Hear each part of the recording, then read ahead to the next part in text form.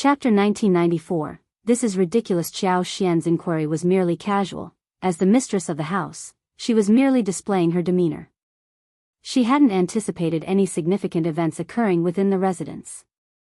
Her husband's unwavering attachment to her was evident in his gaze, doting, gentle, and brimming with genuine affection. Such sentiments couldn't be feigned.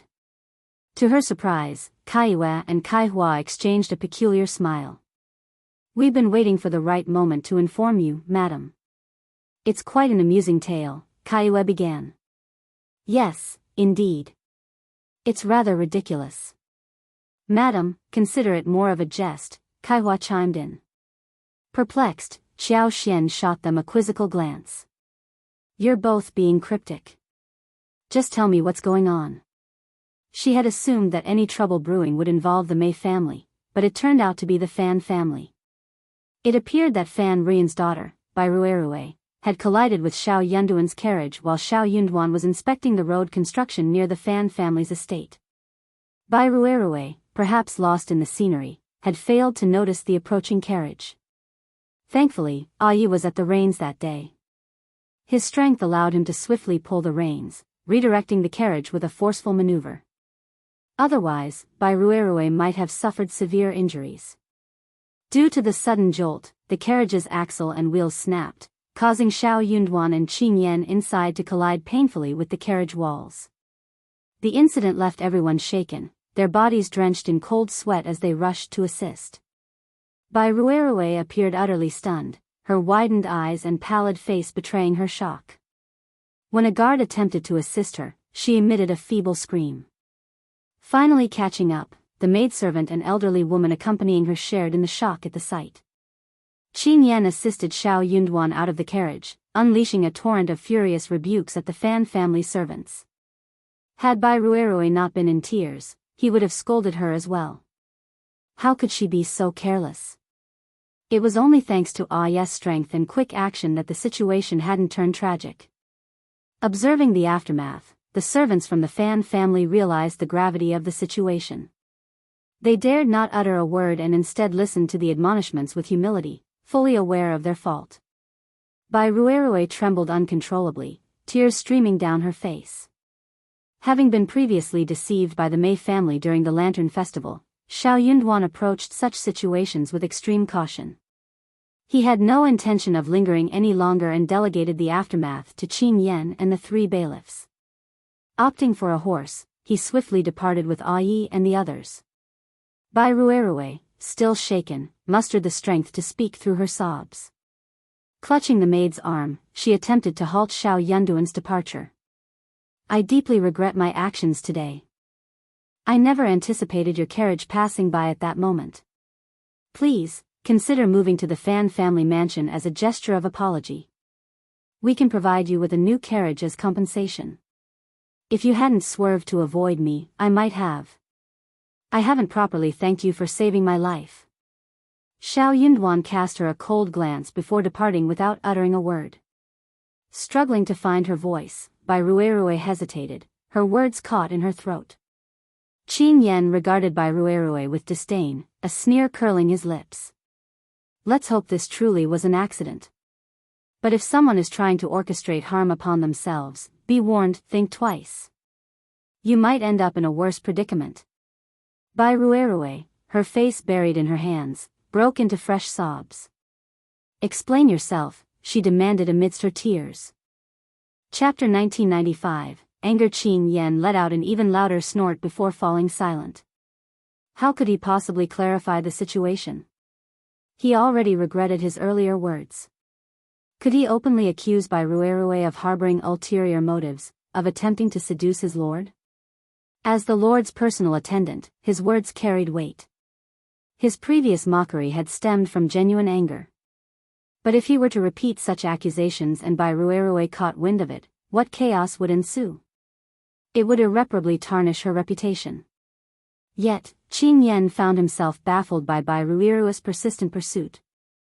Could she truly harbor such intentions? Was she out of her mind? If that were the case, then it seemed she had come prepared. It was a situation beyond his control. With a decisive turn, Qing Yan distanced himself from Bai Ruerue, opting to ignore her entirely. Unable to chase after him or demand answers, Bai Ruerue was left with her regret, her sobs intensifying. She was truly terrified, utterly shaken. She had believed she had calculated the distance accurately, but the reality had proven far more perilous than she had anticipated. As she watched the hoof barely a foot from her head, poised to descend in the next moment, she was gripped by sheer terror. She thought she had crossed the line and was doomed. To her surprise, she emerged unscathed. In that moment, she felt a pang of regret. Why hadn't she sustained any injuries? If she had been injured, Lord Xiao wouldn't have been able to depart. Qin Yan instructed one of the bailiffs to slowly escort the carriage back to the city while he accompanied two others to return by Ruerue to the Fan family mansion. He recounted the incident to ensure there would be no misunderstandings. Finally, he sternly reprimanded the Fan family. The young master and miss should consider assigning more guards when they venture out. If a similar incident were to occur again, luck might not be on their side. Following that day, Bai Ruerue appeared before Xiao Yunduan on 3 additional occasions, twice accompanied by Fan Rian. Xiao Yunduan's patience reached its limit, and he publicly scolded them both. Bai Ruerue and her mother left in disgrace, much to the amusement of onlookers. Xianxia's lips twitched at the account. Her husband seemed to attract the attention of such incompetent women. "Have you uncovered the reason behind Miss Bai's behavior?" she inquired. Kaihua and Kaiyue shook their heads, indicating they were unaware of any underlying reasons behind Bai Ruerue's behavior. However, rumors circulated that the 2 elder masters of the Fan family were highly displeased with the situation, leading to confrontations with Fan Rian. They were adamant about putting an end to the antics of the mother and daughter duo. Nevertheless, it seemed the old lady of the Fan family was more concerned about her kin, causing further turmoil. Xiao Yunduan hadn't mentioned any of this to Qiao Xian, suggesting he hadn't unearthed any significant revelations. Qiao Xian pondered briefly but opted not to inquire further. To both of them, this appeared to be a trivial matter not worth dwelling on. Aware of the situation, Qiao Xian resolved to remain vigilant. Could it be that the incompetents from the Fan family sought to emulate the Mei family's failed attempt? What if they succeeded? Would that not demonstrate their superiority over the Mei family? Unbeknownst to her, Bai Ruerue had narrowly avoided a grave incident when she halted the carriage that day. Subsequently, she faced repeated questioning from Fan Rian. Initially, Bai Ruerue had attempted to deceive her, but Fan Rian wasn't one to be fooled twice. Bai Ruerue's attitude toward Xiao Xian had notably shifted during the previous home banquet, leaving Xiao Xian unsettled. And now, she narrowly escaped another collision with Prefect Xiao's carriage. An accident? Fan Rian dismissed the notion entirely. Chapter 1996. Dream. Fan Rian staunchly refused to believe that her daughter would intentionally endanger herself by rushing out to stop the carriage. Her recent mood had soured considerably. Her relationship with her mother had deteriorated, leaving her feeling partly responsible for the decline of the Fan family. She was certain her mother held her accountable for their misfortunes. As for her brothers and sisters-in-law, they treated her as the scapegoat, eagerly wishing to cast her out. Even the servants within her courtyard bore the brunt of the household's turmoil. But she felt powerless to change the situation. At times, she couldn't help but feel a sense of disappointment. She had been groomed to be the elder miss of the Fan family since childhood. Why should she be forced into marriage as an adult? Why couldn't she assert her rightful position as the miss of the Fan family? Who had the authority to look down upon her? While she could bear the scorn from others, there were moments when the injustice burned within her like a raging fire. Yet, even her own flesh and blood daughter dared to deceive her. How could she tolerate such betrayal? Fan Rian was no fool, particularly in matters of sensitivity. This time, Bai Ruerue's attempts at deception fell flat. Pushed to her breaking point, she tearfully confessed the truth.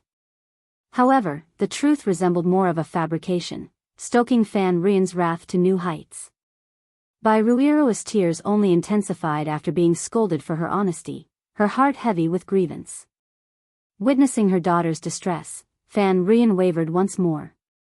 Perhaps this time, she should believe her daughter's account. After all, her anguish seemed genuine. However, the story seemed too fantastical to be true.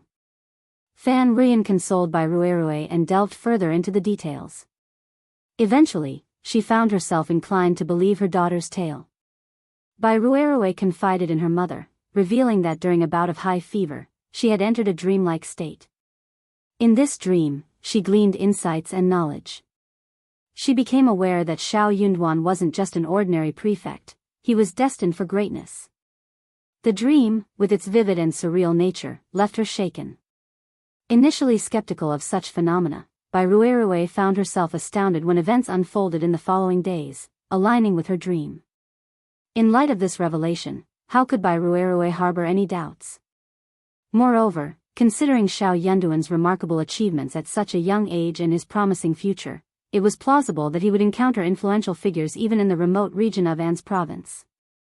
With the impending closure of the village shop, Bai Ruerue couldn't bear to let the opportunity slip through her fingers. If the chance was within reach, why should she relinquish it? Regardless of the risks, getting close to Xiao Yunduan seemed like a gamble worth taking. Fan Ruiyan and her daughter felt a surge of determination and fervor. Though her siblings-in-law now despised her, blaming her for the family's woes, Fan Ruiyan harbored visions of a future where her daughter's success would elevate the Fan clan to new heights. If her daughter could bring glory to the family and support its prosperity, what recourse would her detractors have then? When the time came, she vowed to exact revenge for the humiliation they inflicted upon her. They would rue the day they underestimated her. It wasn't too late to seek retribution, and Fan Ruiyan was prepared to endure any hardships. Thus, Bai Ruerue and her daughter began to strategize. However, their attempts ended in repeated failures, becoming fodder for gossip and causing considerable embarrassment to the elder masters of the Fan family. Eventually, they were placed under house arrest, with even old Lady Fan withholding her support. Frustrated and desperate, Fan Ruiyan and her daughter exhausted every avenue to no avail. They could only bide their time at home, seething with anger and anxiety. With Madame Xiao back in the picture, stirring up trouble was out of the question. It was best to exercise patience for now. After all, opportunities would surely arise. Due to this, Qiao Xian returned to An's city without encountering any further disturbances.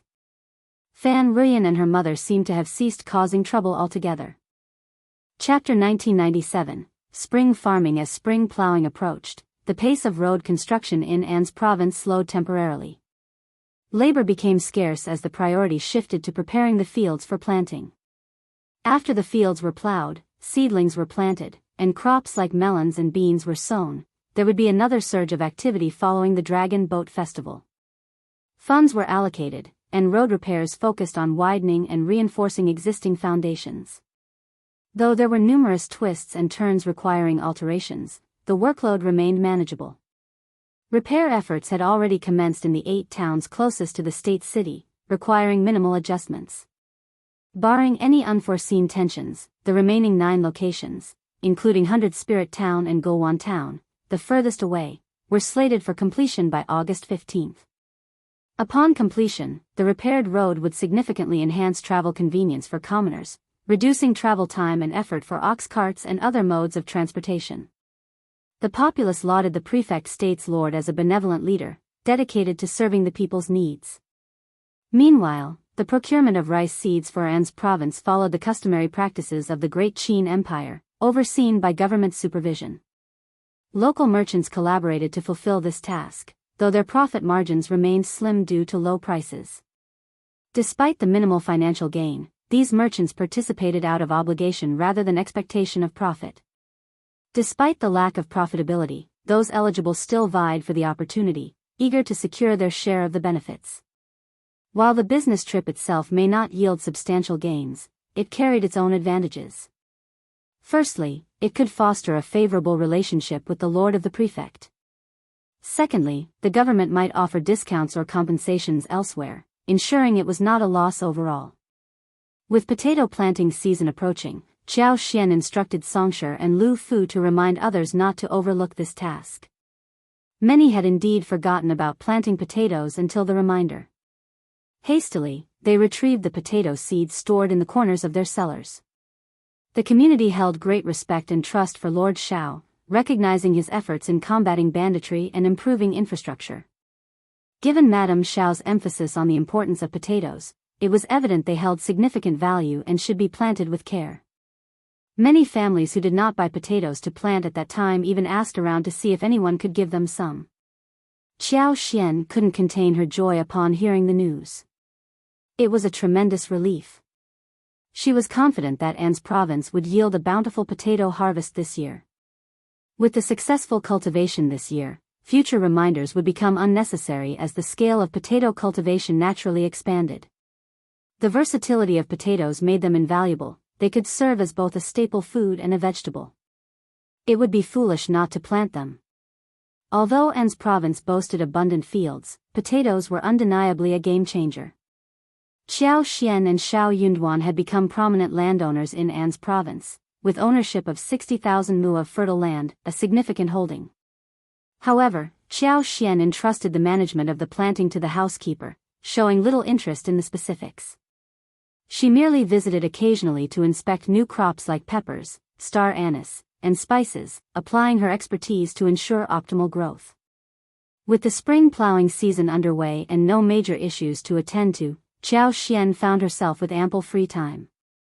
With peace reigning in the countryside and Jia Hemming's capable leadership, troublemakers were deterred. Taking advantage of the lull, Xiao Yunduan and Xianxia decided to treat Anan to a visit to Lioha Manor for a few days. Chapter 1998, Lioha Manor was steadily taking shape, with both the upper and lower sections of the mountain estate already constructed. Every detail was meticulously attended to, with completion expected by year's end. The main courtyard was now inhabitable, offering Xianxia and her companions a comfortable place to stay for a few days. Despite it being the prime season for planting and animal husbandry, Xianxia couldn't shake off her concerns about leaving them unattended. On this particular day, they set out quietly with a small entourage. The road leading from the official route to Lioha Manor had been funded by Xianxia herself. It was her first time walking along it since its completion. The road was impressively wide, accommodating the passage of 2 carriages with ease. In accordance with Xianxia's specifications, the road surface was covered with a layer of gravel, compacted by massive rolling stones to minimize the roughness typical of dirt roads. Despite the durability of a dirt road, it was prone to developing potholes of various sizes over time, especially after exposure to the elements. Additionally, it was susceptible to water accumulation. A gravel road offered superior resilience in these regards. Resistant to the elements and facilitating faster drainage, the gravel surface promised quicker drying, even in the face of wind and rain. Trees were planted along both sides of the road, spaced evenly to create a symmetrical appearance. Approximately 5 miles along the official road, the landscape transitioned to pine trees, followed by inching trees further ahead. The inching saplings, each the size of an egg, already towered over human height.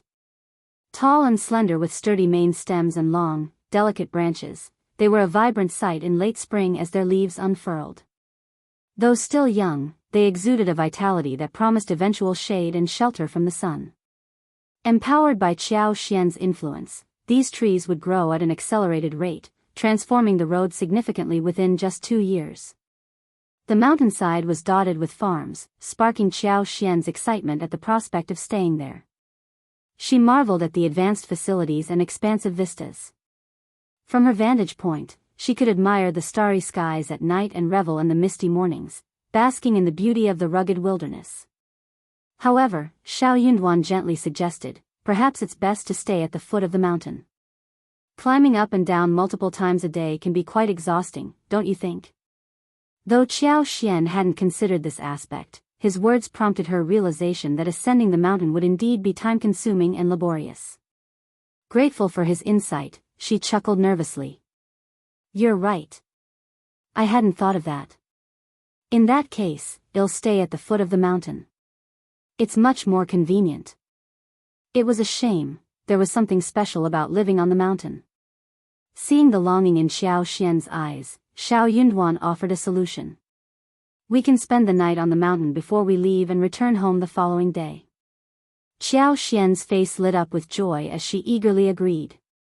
The manor at the mountain's base had been anticipating their arrival and was fully prepared. Xianxia personally led his men to receive them, offering warm greetings before guiding them to the main courtyard. Along the way, he provided updates on the villa's progress, noting that some areas were still under construction. Xian nodded, instructing Lixia to ensure that visitors didn't disturb the ongoing construction sites. After checking in with Xianxia, she strolled to the farmstead and spent time with Anan, refraining from venturing further.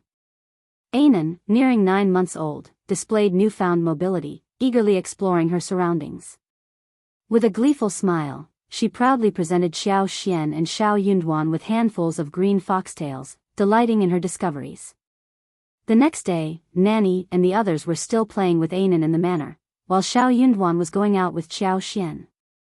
Chapter 1999, Mountain. At this time of year, the outdoors teemed with mosquitoes and various insects, especially in the mountainous regions where strange bugs and ants abounded. Anan, being fair-skinned and delicate, was a prime target for mosquitoes. Staying within the confines of the manor provided a safer environment. Anan remained captivated by the novelty of the surroundings. Spotting a pair of rabbits in the farmstead, she gleefully fed them vegetable leaves, her delight evident. Xian had purchased 100,000 mu of land in Liuhe Manor. However, developing such vast acreage required time and resources. Currently, they had successfully developed around 70,000 mu, but due to a labor shortage, their workforce had dwindled to just 40 individuals, down from a peak of 300. Considering the challenges posed by the mountainous terrain, mosquitoes, snakes, ants, and rampant wild grass, Xian and Yunduan decided to halt further exploration for the time being and wait for autumn and winter. Yunduan agreed, noting, "Indeed. The mountains are overrun with mosquitoes, snakes, and ants, while the vegetation grows unchecked. It's not conducive for exploration. Well, wait it out." The risk of encountering hazards outweighed the benefits, potentially causing significant disruption if any mishaps were to occur. Given their statuses as the prefect and the prefect's wife, Xian addressed Xianxia decisively, "If that's what Lord Xiao wishes, then let it be so. Inform the workers to depart tomorrow. Make sure to remember their names, and when we hire more labor in late autumn, prioritize rehiring them." Xianxia readily acquiesced, offering a smile as he pledged to convey the instructions to the workers personally. He had been tasked with the hiring process by Xian herself. Having overseen numerous hirings in the past, Xianxia understood the intricacies involved. Wages, daily meal allowances, medical supplies, tools for cultivating the wasteland, each aspect required meticulous handling to prevent any mismanagement. While it might have been tempting for others to exploit such opportunities for personal gain, Xianxia remained steadfast in his integrity. Xian and Yunduan trusted his character, and he was wise enough not to jeopardize his position with any imprudent actions. However, the same could not necessarily be said for all junior managers.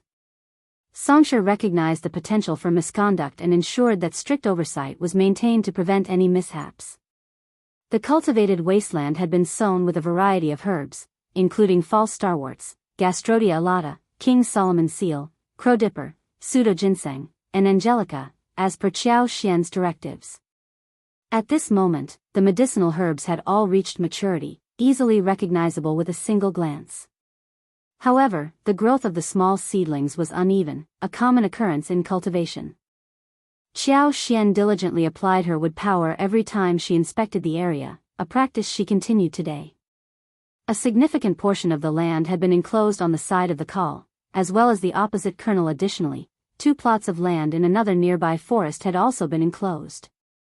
Within these enclosures, tall and spacious wooden sheds and houses had been constructed, surrounded by a flat expanse of land adorned with lush grass, plentiful bushes, and several towering trees. Massive rocks adorned with various vines added to the natural beauty of the surroundings. Observing from a distance, Xian and Yunduan admired the scene. Throughout the area, chicken farms dotted the landscape. Currently, one of these farms housed 500 chickens, consisting of 100 adults and 150 young chicks weighing less than a catty. In the future, only 2 out of the 4 areas would raise chickens simultaneously, with a rotation every 2 years. If you find any errors, ads pop up, ads redirect, broken links, non-standard content, etc., please let us know each report so we can fix it as soon as possible. Chapter 2000, Chicken Farm from a Distance. Xiao Yunduan could observe a flock of chickens roaming within the enclosure, their movements occasionally intercepted by the fishing nets. Every so often, the air was filled with the resonant crowing of roosters. I made inquiries specifically about villagers skilled in poultry farming. They hired workers for 2 taels of silver a month and dispatched 3 clever assistants to provide aid. They've also been learning some valuable techniques. This old man is truly competent. He's been tending to these chickens since they were mere chicks. When he acquired them, there were just as many as there are now. Once they mature, we can acquire more. Qiao Xian had determined the appropriate size for each chicken farm, each accommodating up to 6,000 chickens. However, it was still too early for that scale of operation. Additionally, several mu of land remained at the base of the chicken farms, designated for cultivating vegetables to feed the poultry. Qiao Xian smiled. Proceed with caution, no more than 1,000 chickens this year. Xianxia felt the allocation was rather conservative. He wanted to voice his opinion but hesitated. Eventually, he acquiesced, saying, "Understood." Qiao Xian gave him a meaningful glance and offered a reminder. Ensure the chicken coops are cleaned and ventilated daily. With the weather warming up, and mosquitoes becoming more abundant, it's imperative that the chickens' food and water remain fresh. Furthermore, smoke the coop with wormwood daily to ward off pests. Should a chicken plague arise, it won't be a trivial matter. Given the expertise of the individual you've enlisted for chicken farming, they must understand the significance of proper care, remarked Qiao Xian. Initially cautious, Xianxia refrained from further comment upon hearing Qiao Xian's words. The duck farm was situated in the adjacent valley, a visit to which was planned for the following day. With this in mind, the group departed back to the village. Ordinarily, Anan would have been fast asleep by now, but today's excitement kept her wide awake. As Qiao Xian and Xiao Yunduan approached the village, they could hear Anan's delighted laughter ringing out from afar. Curious as to what was causing such amusement, they hastened their pace. Upon arrival, they discovered Anan gleefully playing with 2 rabbits. One of the rabbits had its leg tied with a rope, the other end of which Anan held firmly. With evident pride, Anan repeatedly exclaimed, "Bunny! Bunny!" as she paraded around with the restrained rabbit. The nanny and maidservants present joined in the laughter, thoroughly enjoying the spectacle. Spotting her parents, Anan's joy only intensified. Steadied by the nanny, she dashed toward Xiao Xian and Xiao Yunduan, still clutching the rope and proudly displaying her furry companions. "Bunny!" she exclaimed, beaming as she embraced her parents. Qiao Xian was overjoyed and moved closer, wrapping Anan in a warm embrace. The trio enjoyed some playful moments together before eventually coaxing Anan to release the rope and accompany them back to the house for snacks. Lunch was soon served, with a delightful spread laid out before Qiao Xian and the others. There were stir-fried chives with shrimp sourced from the nearby stream, crispy river fish, dried meat bamboo shoots, cold vegetables with garlic, and pigeon soup. The fish and prawns were freshly caught from the nearby stream, which flowed from the depths of the forest. The water was cool and crystal clear, teeming with small shrimps and fish the size of fingers. After the hearty meal, Anan finally succumbed to sleep, peacefully drifting off. If you find any errors, ads pop up, ads redirect, broken links, non-standard content, etc., please let us know each report so we can fix it as soon as possible. Chapter 2001, Untrustworthy. The nanny gently laid Anan down on the bed, covering her with a small blanket. With the window open, a soft breeze entered the room, gently rustling the curtains. Meanwhile, Qiao Xian carried a bamboo basket, leading Xiao Yunduan up the mountain in search of mushrooms or wild vegetables. With one hand holding Qiao Xian's, Xiao Yunduan took the basket with the other, their steps light and their conversation lively. While Lixia and the others were accustomed to such scenes, it was a rare sight for many of the servants in the manor. Witnessing their master's affectionate and carefree demeanor, they were left astounded, their eyes widening in disbelief.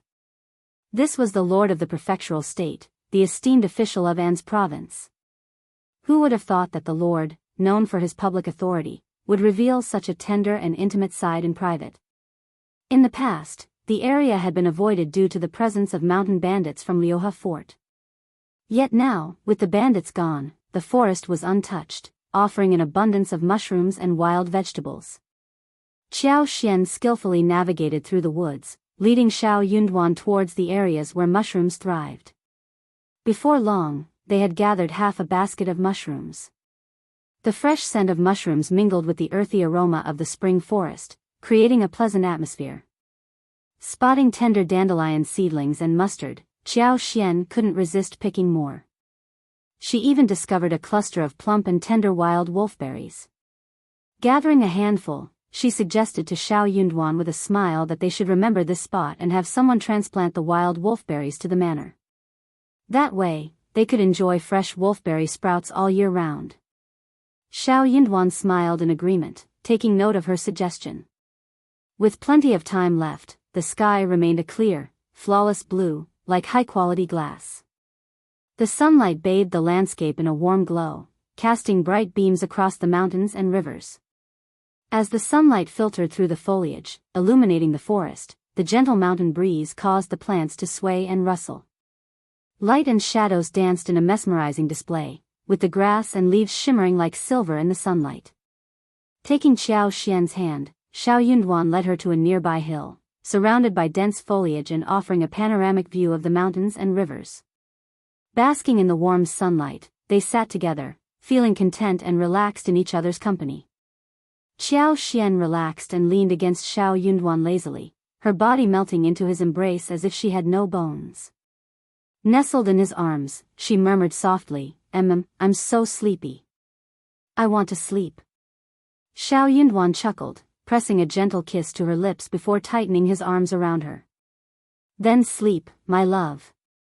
With a contented smile, Xian nodded. Yes, I will. Finding a comfortable position in his embrace, she closed her eyes and drifted off to sleep. However, it seemed that Xiao Yunduan's promise was not entirely reliable. Upon returning to the village, Xian's cheeks were still flushed, her lips tinged with a rosy hue. Her hair, neatly arranged, framed her face delicately as she cast a glance at the man beside her. Beside her, Xiao Yunduan appeared even more tender and attentive. He even offered to carry her back, his affection for her evident in every gesture. If you find any errors, ads pop up, ads redirect, broken links, non-standard content, etc., please let us know each report so we can fix it as soon as possible. Chapter 2002, Duck Farm. In the evening, Xian prepared a hearty chicken stew, simmering tender chicken pieces with red dates, wolfberries, and huaishan medicine. Alongside, she cooked an array of mushrooms, wild vegetables, and bamboo shoots, creating a delicious feast. Anan, with a new baby tooth emerging, eagerly nibbled on some chicken, relishing the flavor. Xian also made him a bowl of noodles with chicken soup, which he devoured with gusto, emptying more than half of the bowl.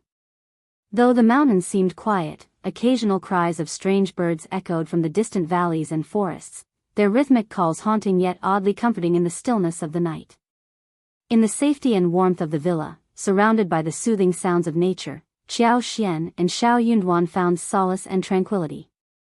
Even Anan, unfazed by the eerie cries, widened her eyes and perked up her ears, giggling in delight at the unfamiliar sounds. The following day, Xian and Xiao Yunduan took Anan to explore the valley and visit the pond where the ducks resided. The valley was expansive and flat, stretching without ascent into the mountains. The weather was clear, and the insect population relatively sparse. Xiao Yunduan carried Anan in his arms, opting not to have the nanny accompany them. Besides Songshi, Lixia, and Kaiyun, only Ai and his two subordinates joined them. As per Xian's instructions, there were 3 duck ponds. One served as a free-range area, while the other 2 could be used for simultaneous rearing. Typically, the ducks were rotated every 10 days. During daylight hours, the ducks were allowed access to the ponds, while at night, they were kept elsewhere. Given the flowing water, this arrangement sufficed. Each pond occupied roughly 20 mu, with duck sheds erected nearby. Each pond housed 4,000 to 5,000 ducks. Although this setup was relatively spacious, the lack of medicinal interventions in ancient times necessitated a cautious approach. Additionally, the valley boasted numerous canals, measuring 1.5 to 1.6 meters in width, that crisscrossed the landscape. Once aquatic plants took root, these canals would serve as excellent environments for duck rearing. The duck farm was situated atop the land, encircled by a series of canals. These canals, resembling winding sutras, served as the initial conduits for the pond water. Eventually, the water would flow into an artificial canal, which in turn fed several interconnected ground reservoirs for irrigation. Subsequently, it would merge into a distant stream, ensuring it didn't affect the villa's drinking water. Currently, only one duck farm was operational, housing ducks at various stages of growth. Those raised over a month ago had shed their downy feathers and grown proper plumage. Approximately 600 ducks frolicked in the pond, their pudgy forms exuding vitality as they swam and vocalized. Anan, filled with excitement, pointed eagerly at the ducks, yearning to break free from her father's embrace and join them. Xianxia gently pinched her cheek and chuckled, "You're quite adventurous, but you can't go into the water." Little Anan seemed completely unafraid, even mimicking the ducks' quacking sounds with delight. Enjoying their time by the pond, Xianxia and Xianxia lingered a while longer, enchanted by the ducks' antics. With Anan by their side, the family of three reveled in the simple joy of the moment. Meanwhile, Ai and the others maintained a watchful vigil nearby.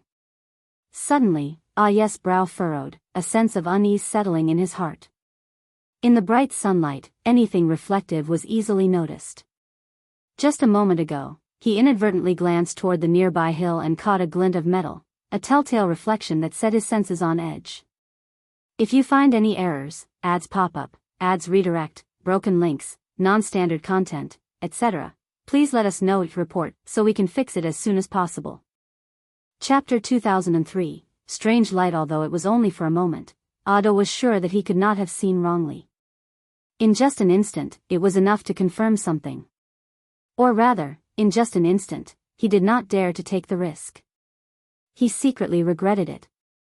This used to be a bandit nest. Why was he so assured?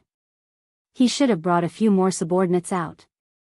Thinking about how Lord and Madam had insisted on their privacy during yesterday's mushroom and wild vegetable picking excursion in the mountains, he couldn't shake off the sense of unease, breaking out in a cold sweat.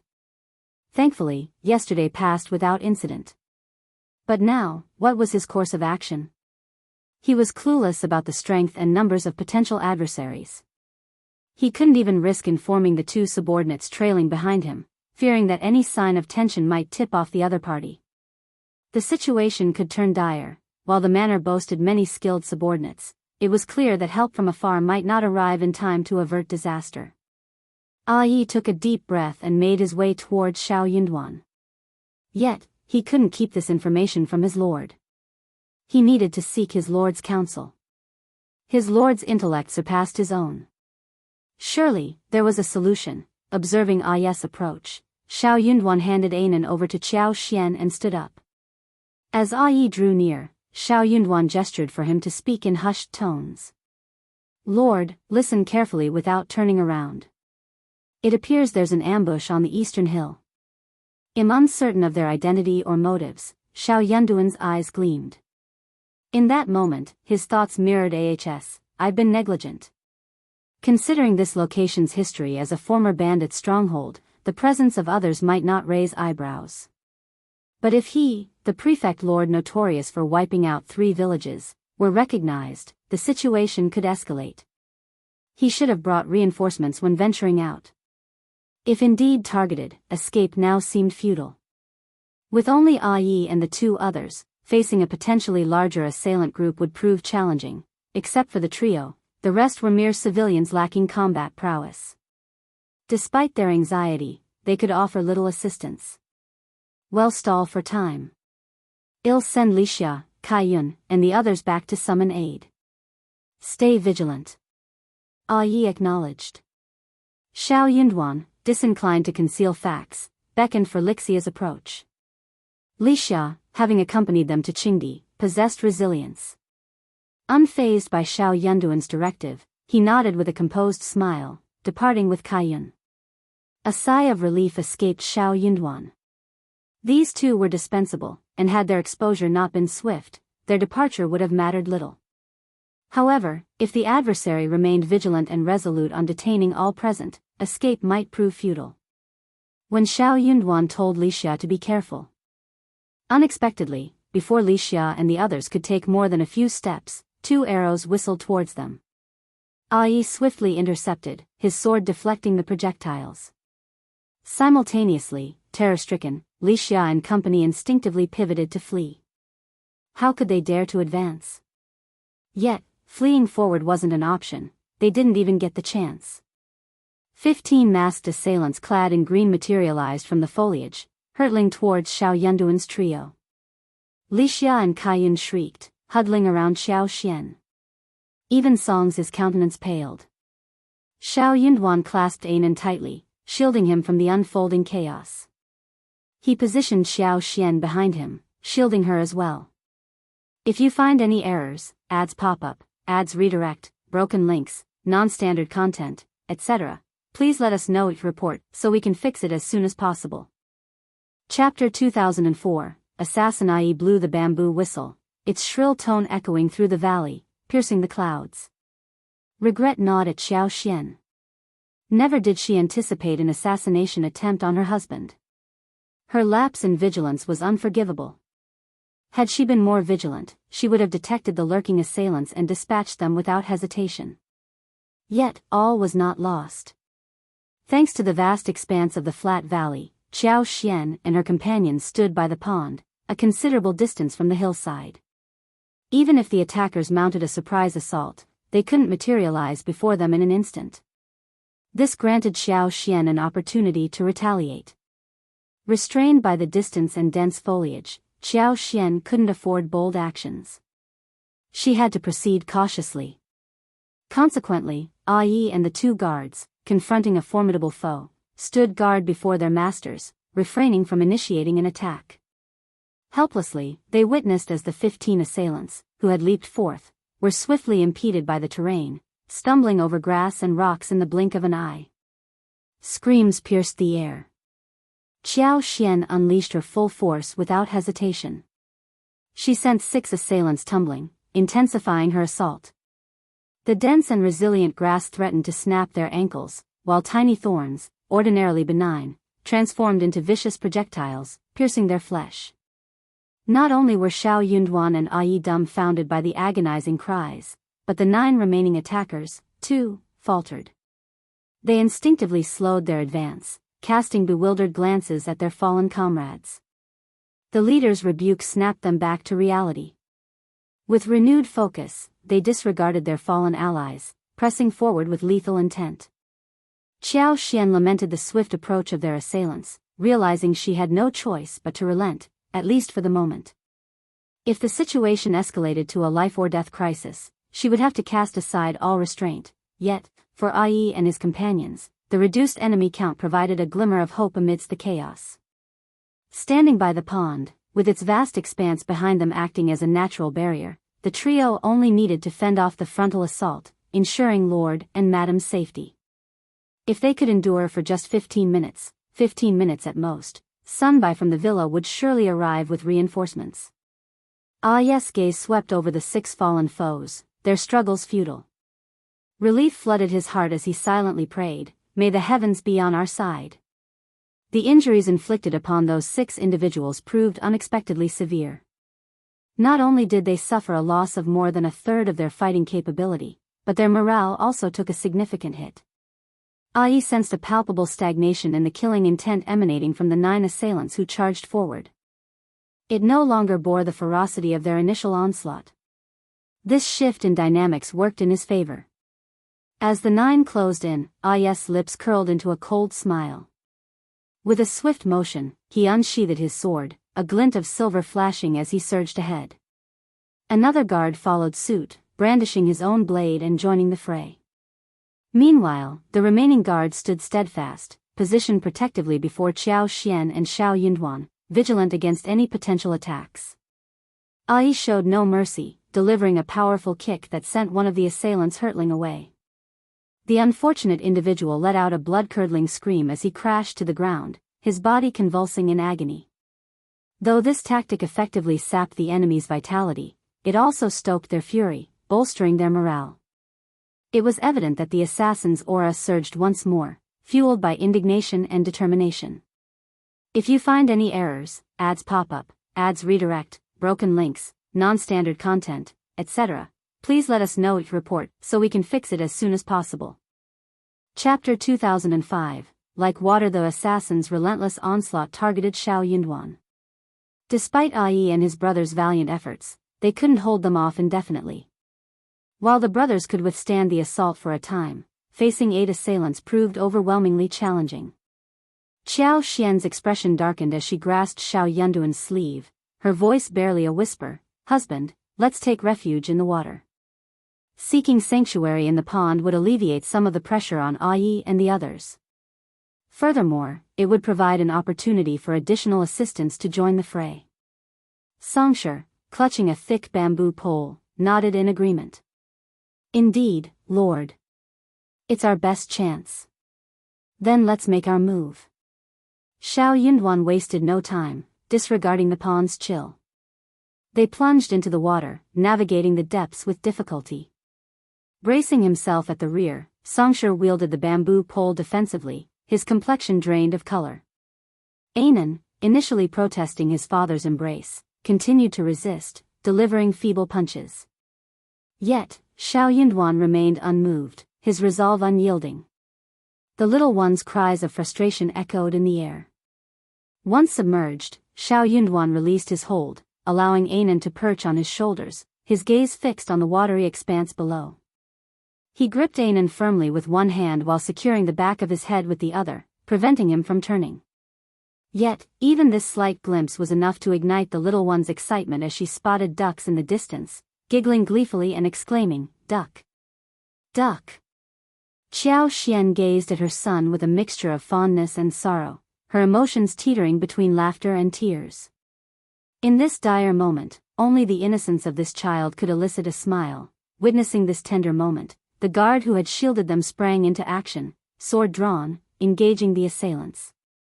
Ai, honed by rigorous training under Sun Bai and Sun Xian and renowned for his valor during the eradication of mountain bandits, faced off against 3 assailants alone without faltering. Meanwhile, the other 2 guards struggled to contain the remaining 5 attackers, caught in a precarious position. Desperately, the 5 assailants pressed forward, determined to breach the defense line and reach the safety of the pond. With the trio's defenses wavering, anxiety surged within them, yearning for the reinforcements promised by Sun Bai and his cohorts. With a resounding splash, an assassin leaped into the water, followed by another. Cold dread gripped Ai and his comrades' hearts. Without hesitation, Ai wielded his longsword with lightning speed, driving back the trio with forceful strikes. With a swift leap, he plunged into the pond, creating a sizable splash. The 2 assailants who had entered the water earlier hadn't made much headway.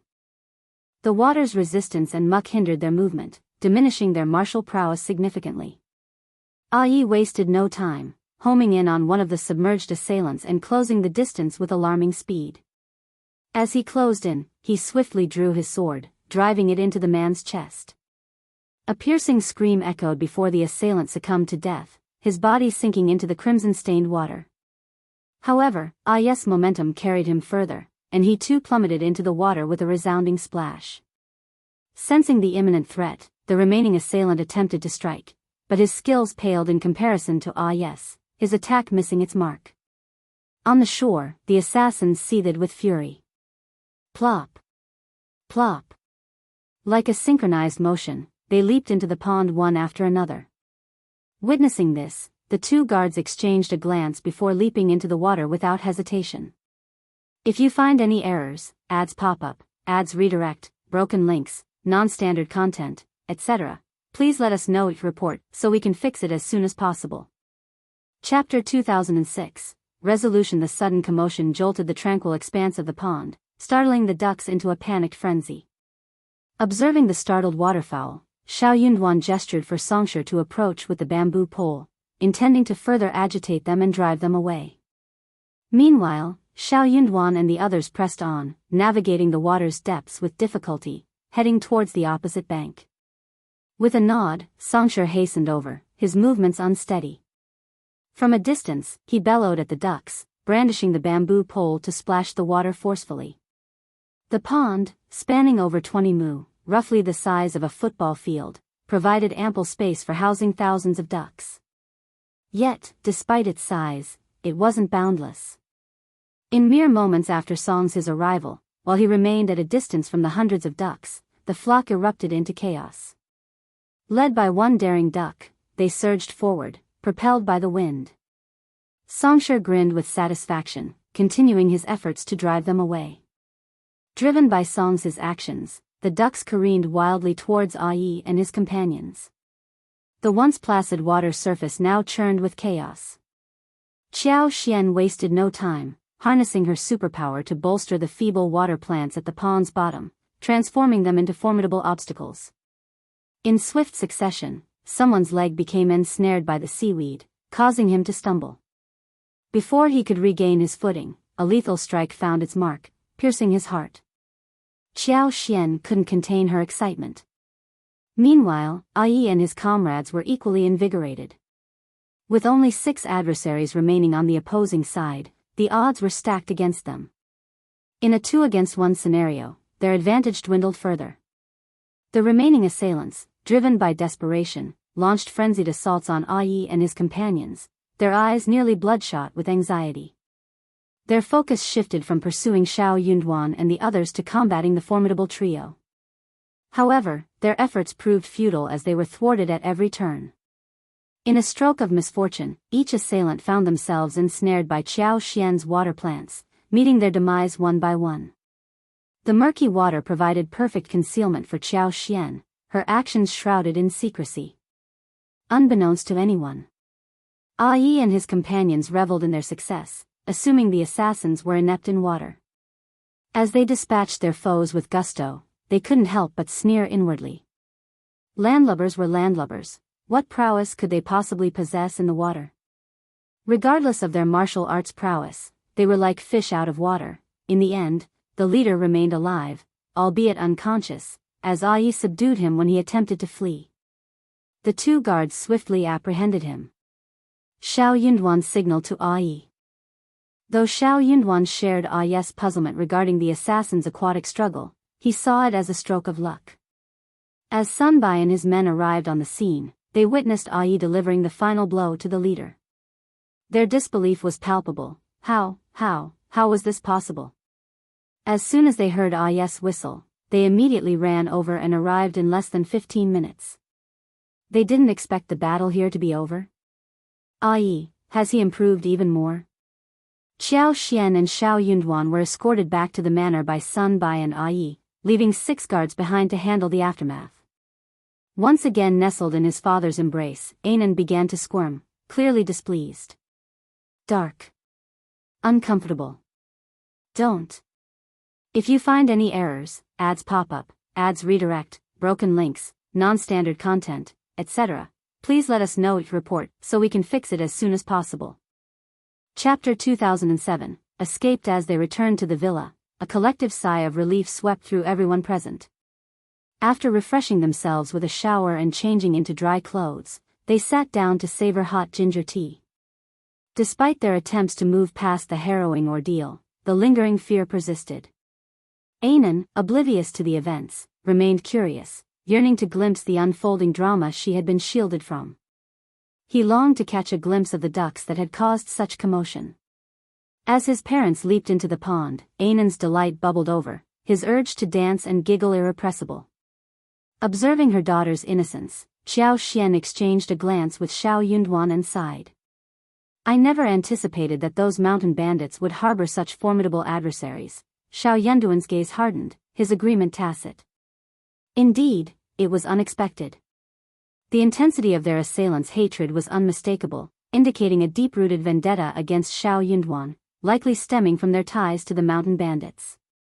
Despite their victory over the bandit threat and the apparent jubilation that followed, Xiao Yunduan, Sun Bai, Sun Qian, and Jiangxing knew better than to underestimate their enemies.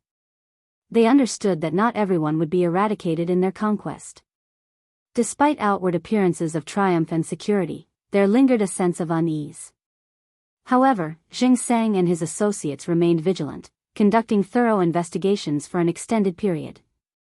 During this time, no one dared to let their guard down. Contrary to appearances, Meng Wanfu's men didn't truly depart. Instead, they dispersed covertly, collaborating with Jiangxing's team to root out any remaining threats. Their efforts yielded results. Those discovered and evading capture met swift justice, either falling on the spot or being apprehended for hard labor. Only after exhausting all avenues and confirming the absence of any lingering threats did activity gradually cease. Eventually, Meng Wanfu's operatives departed, returning to deliver their findings. Although this didn't guarantee the complete eradication of all potential threats, any remaining individuals were either skilled in concealing their identities and had fled An's province, never to return, or were inconsequential figures. While once invisible within the bandit stronghold, after its destruction, they could only evade detection through careful concealment. Nonetheless, they lacked the capacity to exact revenge. That's why Xiao Yunduan decided to relocate his wife and child to Liuhe Manor. Unexpectedly, trouble found them here. Thankfully, surviving such a perilous ordeal gave them reason to reflect later. Taking Qiao Xian's hands in his own, Xiao Yunduan offered gentle reassurance. The assailants today were skilled fighters, but we've managed to catch most of them. I believe this is an isolated incident. There's no need to fear, my dear wife, no more threats will come. Any further breaches of security would be a failure on his part as the prefect lord. Xiao Yunduan couldn't entertain the idea that Jiangxing, Sun Bai, and Sun Qian were incompetent. He trusted them implicitly. In truth, he was taken aback by the day's events. Qiao Xian's smile faltered slightly as she confessed, I'm not afraid, but witnessing such violence firsthand has left me unsettled. Recalling the tense moments of the ordeal, she felt a shiver run down her spine. Xiao Yunduan sensed her unease, his heart melting at the sight. His wife must have been deeply shaken by the events. He wondered if she would struggle with nightmares in the nights to come. He resolved to offer her comfort and companionship in the days ahead, particularly during the nights. If you find any errors, ads pop up, ads redirect, broken links, non-standard content, etc., please let us know each report so we can fix it as soon as possible. Chapter 2008, It's actually him, yes, luck was certainly on our side, Xiao Yunduan remarked, feigning obliviousness to Qiao Xian's nervousness. With a playful tone, he added, It's no wonder my mother always said you were blessed. Qiao Xian chuckled. I beg to differ. Xiao Yunduan joined in her laughter. Perhaps you're right. As they conversed, Sun Bai requested an audience, prompting Xiao Yunduan to invite him in. Qiao Xian excused herself, mentioning she would check on their son. Though Xiao Yunduan never kept secrets from his wife, and Sun Bai and their close confidants were aware of this, Qiao Xian preferred not to involve herself in certain matters. Indeed, Sun Bai's visit concerned the captured assassin. Upon learning the reason for Sun Bai's presence, Xiao Yunduan felt a chill run down his spine. He followed Sun Bai to a secluded area of the villa, where the survivor, knocked unconscious by Yi, was held captive and being interrogated by Sun Bai himself. To everyone's astonishment, when the veil was removed from the masked assassin in green, they were shocked to find the third old master of the Mei family beneath. Sun Bai and the others, who had encountered the third old master Mei before, were taken aback by the revelation. Despite their efforts to interrogate him, the third old master Mei remained stoic and unyielding, offering no response to their inquiries. Eventually, he simply shut his eyes, refusing to engage further. Recognizing the urgency of the situation, Sun Bai instructed his men to keep a vigilant watch over the captive while he hastened to report to Xiao Yunduan. Equally surprised, Xiao Yunduan wasted no time. He immediately dispatched Yi to inform Jia Heming at the government office of the startling discovery. Xiao Yunduan instructed Jia Heming to summon the Mei family's masters and stewards back to the government office for further investigation, particularly focusing on the two old masters of the Mei family. Instructing discretion, Xiao Yunduan emphasized the importance of maintaining a low profile and avoiding unnecessary attention. They should someone to enter the Mei family and place everyone in the Mei family under house arrest in a few large courtyards. Even a rough servant was not allowed to leave. Ai also knew that the assassin was third old master Mei and knew that this was no small matter. He agreed and immediately set off. Fortunately, the road was now clear and easy to traverse. Ai rode Thunderbolt, swift as lightning, ensuring a speedy return to the city. Meanwhile, Xiao Yunduan and the others realized they wouldn't make it back in time and resigned themselves to spending another night at the villa. In a makeshift interrogation room, third old master Mei sat bound to a chair, his disheveled appearance betraying the gravity of his situation. Despite the presence of visitors, he remained unresponsive, refusing to acknowledge their presence. Approaching him, Xiao Yunduan addressed him solemnly. "I never anticipated it would be you, third old master Mei." However, third old master Mei remained stoic, refusing to meet Xiao Yunduan's gaze or engage in conversation. Undeterred, Xiao Yunduan pressed on. "Are you affiliated with the Tiger Head tribe, Liuhe Fort, or the Min family tribe?" The question left third old master Mei visibly startled. Sun Bai, too, was taken aback, his heart sinking at the implication. He wondered if third old master Mei had been coerced by the mountain bandits, forcing him into an attack on his lord. Yet, Xiao Yunduan's unwavering certainty suggested otherwise. The revelation was jarring, leaving them all in shock. Third old master Mei's response was anticipated, but its implications weighed heavily. If he chose silence, did it imply acquiescence to Xiao Yunduan's suspicions? If so, what fate awaited the Mei family? With a derisive sneer, third old master Mei finally lifted his head. "I have no idea what Lord Xiao is insinuating.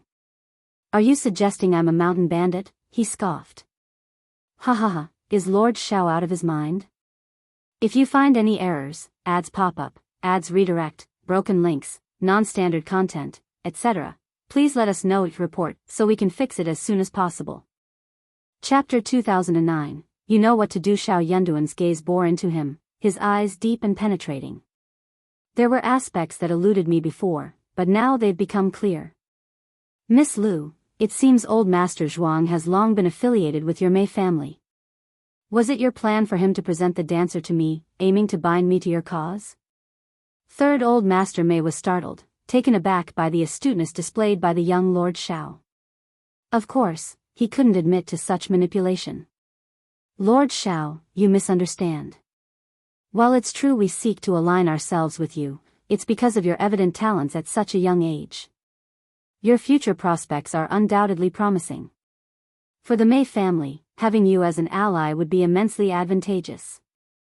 Is that so surprising? Yet, as he spoke, third old master Mei felt a surge of indignation. Whether it was wielding power, conducting business, or amassing wealth, the ultimate goal was to indulge in life's pleasures. He refused to believe that officials were devoid of desires for wealth and indulgence. Despite the Mei family's attempts at extending goodwill, Lord Xiao had rebuffed them, even rejecting the advances of a beautiful woman offering herself as an ally. "Do not entertain the idea of a jealous woman within the family," third old master Mei mused, dismissing it outright. How could jealousy exist in the world? It was simply a reflection of men's shortcomings. However, Lord Xiao was far from incompetent. If he were, how many individuals in this world could be considered competent? His rejection of the Mei family's offers left third old master Mei feeling frustrated. It seemed Lord Xiao's refusal was resolute. The presence of such an enigmatic figure was infuriating. Realizing their attempts at extending goodwill and seeking protection were futile, the Mei family took a gamble. But they never anticipated failure at the final hurdle. Reflecting on this, third old master Mei grappled with profound dissatisfaction. He couldn't comprehend how their carefully laid plans had been uncovered. Moreover, their defeat at the hands of just 3 opponents was a bitter pill to swallow. In his grief and indignation, third old master Mei questioned whether good fortune truly existed in this world. It was too absurd. This was the first time he had been defeated in such a cowardly manner. Yet, he couldn't express his frustration. Xiao Yunduan cast a disdainful glance at him. Your words are mere sophistry. The Mei family holds significant sway in An's province, deeply embedded in its power structures. I haven't even touched the Fan family, let alone you, who have done no wrong. While you may extend friendship, you wouldn't resort to such desperate and unscrupulous measures unless under duress. A family capable of reaching the apex of its region wouldn't act impulsively. If that were the case, you wouldn't have attained your current stature. This is simply your conjecture. It's not unfounded speculation. You know whether it holds truth or not. And speaking of which, you're likely not from the Tiger Head tribe. Otherwise, you wouldn't have taken action today. The Tiger Head tribe had been the first to succumb to the authorities, suffering a devastating defeat. Considering the tribe's concern for its reputation, they wouldn't openly disclose the extent of their downfall. If Third Old Master Mei hailed from the Tiger Head tribe, he would be privy to the truth. Moreover, the Mei family's methods were vastly different from those of the tribal leaders, indicating differing motives. If they had harbored fear, they would have acted preemptively instead of awaiting the authorities' preparations. If you find any errors, ads pop up, ads redirect, broken links, non-standard content, etc., please let us know it report so we can fix it as soon as possible. Chapter 2010, Interrogation. Third Old Master Mei was also a mountain bandit, so it was even more implausible for the other two members of the Mei family not to be aware of it.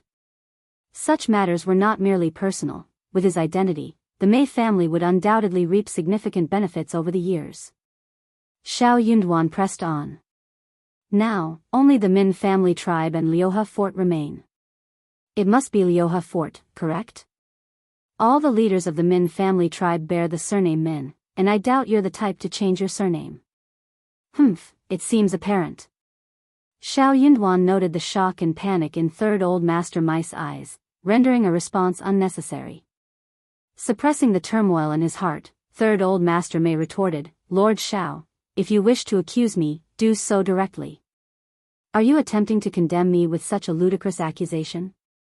Xiao Yunduan retorted, you've orchestrated assassinations of court officials, your fate is sealed. Do you believe the Mei family will remain unscathed? Do you believe they'll spare the Mei family? You! Third Old Master Mei exclaimed. Since you dared to act, you must bear the consequences, Xiao Yunduan declared. A chill swept through Third Old Master Mei. While he anticipated such an outcome, he refused to acknowledge it. He had always harbored confidence in his success, never considering the repercussions of failure. In that moment, Xiao Yunduan laid bare the ramifications of his failure, delivering a devastating blow. Third Old Master Mei insisted in a hoarse voice, I'll bear the consequences of my actions alone. I acted independently, with no involvement from anyone else. The Fan family has learned their lesson, and the Mei family acted in self-defense. I couldn't bear to see the legacy of my ancestors suffer harm, so I acted impulsively. Whatever crime it may be, I accept it. But Lord Xiao cannot implicate others. This has nothing to do with my elder brother and second brother. I am not a mountain bandit. What are you blabbering about? It's too late, Xiao Yunduan sneered. No one from the Mei family will escape. Your words hold no significance. Speak all you want. Those who accompanied you today are all dead, but someone will recognize them. By following the clues, we'll uncover what I seek. And as for your Mei family, I refuse to believe we won't find anything of use. Third Old Master Mei was struck by shock like a bolt from the blue. You, he glared furiously at Xiao Yunduan, struggling against his restraints. He gritted his teeth, longing to leap at him and tear into his flesh. Xiao, you're wicked and ruthless. I won't rest until I've repaid you, even in the afterlife. I won't let you off even if I become a ghost. Sun Bai stepped forward, delivering a harsh kick to his lower abdomen. Behave yourself, he scolded coldly. Or face the consequences. Third Old Master Mei glared at Xiao Yunduan with bloodshot eyes. Unmoved, Xiao Yunduan replied calmly, you're no match for me in life, so what threat do you pose as a ghost? Sun Bai, silence him and ensure he's watched closely. Well, return to the city tomorrow. Yes, Lord. After the harrowing ordeal, both Xiao Yunduan and Xiao Xian were no longer in a playful mood. In fact, as they spent the night in the wilderness, Sun Bai and the others were fraught with nervousness, fearing another untoward incident under cover of darkness. Despite their vigilance, they were still vulnerable in the depths of the mountains. Unexpectedly, in the dead of night, Yi returned with 26 guards. If you find any errors, ads pop up, ads redirect, broken links, non-standard content, etc., please let us know. Report so we can fix it as soon as possible. Chapter 2011. Shocking the city. Sun Bai and the others were initially shocked, fearing another attack from the Mei family. However, their apprehension turned to relief and joy upon realizing that Yi had returned with reinforcements. At dawn the next morning, Xiao Yunduan and Xiao Xian departed for the city. There was no time to visit the manor in the mountains. They would have to postpone it for another occasion. As they journeyed, they passed countless fruit trees dotting the mountainside, each brimming with vitality and bearing ripe fruit.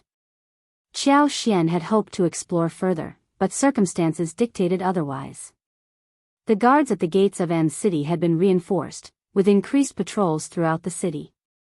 Despite Xiao Yunduan's instructions to maintain a low profile, the magnitude of the recent events prompted a heightened response from the authorities. It was inevitable that such a significant occurrence would quickly spread throughout the city. By the time Xiao Yunduan and Xiao Xian returned, news of the incident had already swept across An city. Shock rippled through the city. Some individuals had already harbored suspicions, and now their hunches seemed validated. Masters, key stewards, and elderly servants of the Mei family found themselves arrested and confined within the city's prison. All household staff were meticulously accounted for and detained according to their rank and gender. Stewards and maids of higher status bound and gagged them to prevent collusion. The Mei family's estate was sealed shut, with strict restrictions on entry and exit.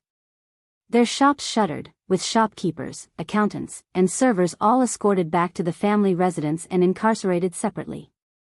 Manor managers associated with the Mei family faced a similar fate. Though close relatives and friends of the Mei family were not detained, they were discreetly surveilled. Before Xiao Yunduan's return to the city, Jia Hemming had efficiently organized everything in an orderly manner. Upon his arrival, Xiao Yunduan wasted no time, ordering his men to investigate the identity and backgrounds of the assassins. He then tasked Jia Hemming and Sun Bai with conducting a thorough search of the Mei family's premises. Rest was out of the question. Xiao Yunduan immediately proceeded to interrogate Old Master Mei. Like third Old Master Mei, first Old Master Mei staunchly denied any involvement. Second Old Master Mei followed suit during his interrogation. All three were seasoned individuals who understood the gravity of the situation. They knew that without concrete evidence from the authorities, admitting to such a serious crime was out of the question. Their regrets only intensified. If they had foreseen the consequences, they never would have allowed third brother to take such a risk. Since the bandits' extermination, he had anticipated that Lord Xiao would eventually lower his guard, presenting an opportunity for a surprise attack. He estimated an 80% chance of success. As a pragmatic businessman, he naturally gravitated towards endeavors with high probabilities of success. Moreover, he felt compelled to act. Without intervention, the specter of danger would forever loom over the Mei family, keeping them in a perpetual state of fear and uncertainty. With nerves on edge, they reached a unanimous decision to proceed with the plan. However, the outcome was a devastating loss. Regret now seemed futile. Jia Hemming and Sun Bai's thoroughness and expertise yielded valuable findings in the Mei family's secret chamber. In just 5 days, the identities of 2 of the assassins who had died had been verified. They were the leaders of Liuhe Fort. The evidence was conclusive, and the Mei family was annihilated overnight. If you find any errors, ads pop up, ads redirect, broken links, non-standard content, etc., please let us know. Report so we can fix it as soon as possible. Chapter 2012. The fall of the Mei family. At this juncture, only one of the 3 prominent clans remained in An's prefecture city. The Bai family and Wen family, now aligned with Xiao Yunduan, began to assert their presence. Historically, the Hua family, the sole remaining clan of the 3, maintained a low profile, appearing weak and uncompetitive. They shunned ostentation, preferring a tranquil existence. Their family members were known for their amiable demeanor. Many sighed in disbelief. Who would have imagined that the once understated Hua family would emerge triumphant? They now stood as the most illustrious among the three. It became evident that maintaining a low profile was the path to true success. With the fall of the Mei family, the local power dynamics in An's prefecture city underwent a significant shift. All assets under the Mei family's ownership were redistributed. To everyone's surprise, the prefect's wife declined any claims this time. Xianxia deemed it unnecessary. With Liuhe Manor's expansive holdings, absorbing too many additional properties would prove burdensome. In the future, when she had the time, expanding her holdings wouldn't pose a challenge. Exploration was well within her capabilities. Furthermore, with the vast expanse of land at Liuhe Manor, it was more than sufficient for dealing with the hidden valley in Mili town they had previously discovered. Shortly after Xianxia and Anan returned to their hometown, Xiaoyunduan arranged for the construction of the hot spring villa. Utilizing local materials to construct a wooden house and utilizing natural water sources to create hot spring pools didn't require intricate designs. Everything was kept simple and straightforward, making the process relatively easy. Ai proposed the idea of establishing a pasture and raising cattle, sheep, and horses. While acquiring cattle and sheep was straightforward, obtaining horses posed a challenge. However, since wild horses roamed the area, arrangements could be made to capture and domesticate them. Xiaoyunduan found the idea intriguing but decided to discuss it with Xianxia first before making any commitments. Xianxia and her son had only returned home a few days prior, but upon hearing Xiaoyunduan's proposal, she readily lent her support. She believed that even if they couldn't capture the entire herd of wild horses, they could still manage to secure a significant portion alive. With her presence, success was assured. Accessing that area for leisure was effortless for her, and her presence would deflect any suspicions. The vastness of the land made establishing a ranch a lucrative venture. Xianxia had little interest in involving herself in the Mei family's affairs. Her reluctance to participate meant the other family clans in An's city faced no opposition. Following a round of competition and behind-the-scenes negotiations, they swiftly divided up the Mei family's assets, tacitly excluding the Fan clan and the Lu clan from the proceedings. Needless to say, Lord Xiao harbored no desire to witness the further development of the Fan family. Moreover, the third daughter of the Lu family had incurred Lord Xiao's wrath, ensuring they wouldn't be allowed to capitalize on the situation. These two families seemed oblivious to their standing. While Lord Xiao had shown magnanimity in letting them off, it didn't imply a willingness to tolerate their resurgence. During such tumultuous times, shouldn't those with sense remain low-key and lead a discreet existence? The Lu family, in particular, trembled in fear at the collapse of the Mei family, dreading the possibility of being implicated themselves. If you find any errors, ads pop up, ads redirect, broken links, non-standard content, etc., please let us know each report so we can fix it as soon as possible. Chapter 2013. Cheap. If Xiaoyunduan were inclined to seek financial gain, he could have easily resorted to extortion, exploiting the Mei family through exorbitant demands or outright robbery. Yet, Xiaoyunduan wasn't cut from that cloth. He understood well the clandestine nature of the Mei family's operations, recognizing the third old master's past as a mountain bandit, a closely guarded secret within the family. This knowledge was closely guarded, even the Mei family's closest associates remained unaware. Consequently, Xiaoyunduan maintained a distance from any affiliations tied to the Mei family. Despite some feeling remorseful and attempting to assuage their guilt through clandestine gifts to his office, Xiaoyunduan rebuffed such attempts.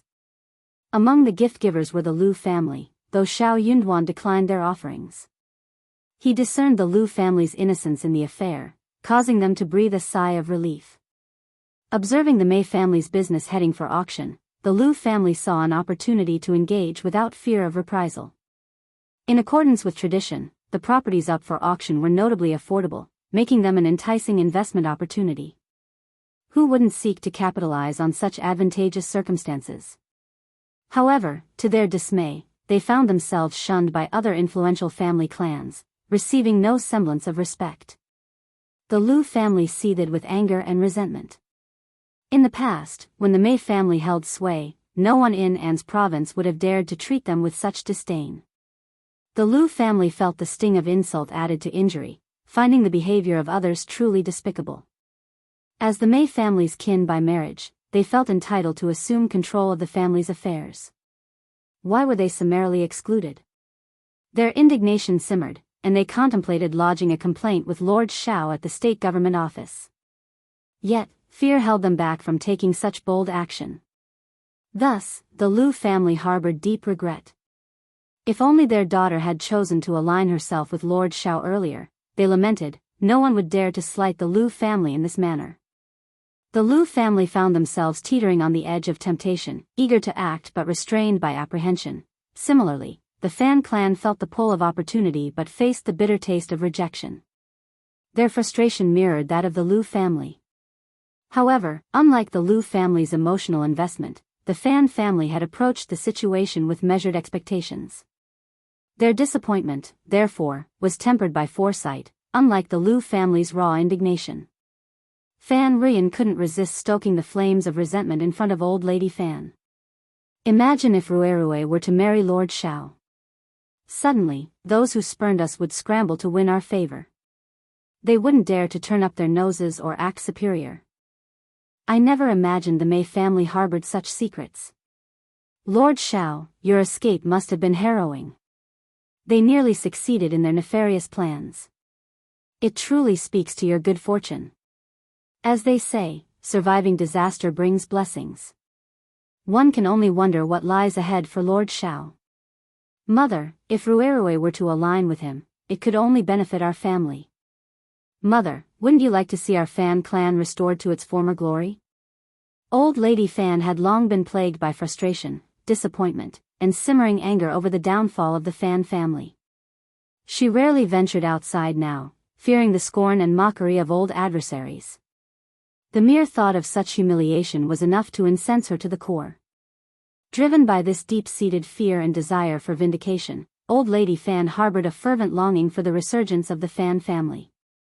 With advancing age, she recognized the fleeting nature of time. If the family's fortunes didn't reverse soon, she feared she might never witness their restoration. To her, it was a matter of dying with unfulfilled grievances. As Fan Rian continued to speak, old Lady Fan found herself wavering. Surviving calamity often brings about newfound blessings. Lord Qiao truly seemed to possess an extraordinary fortune. Happiness seemed to follow in his wake.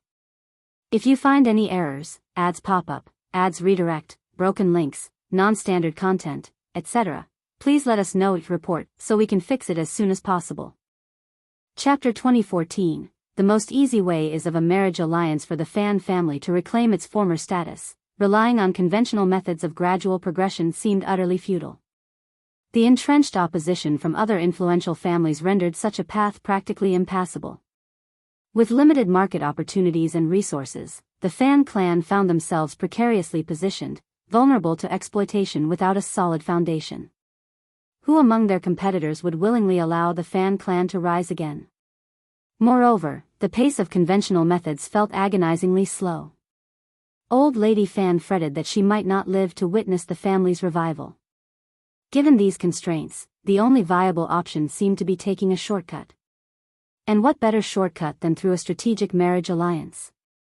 Old Lady Fan cast a reproachful glance at her daughter, unable to contain her frustration.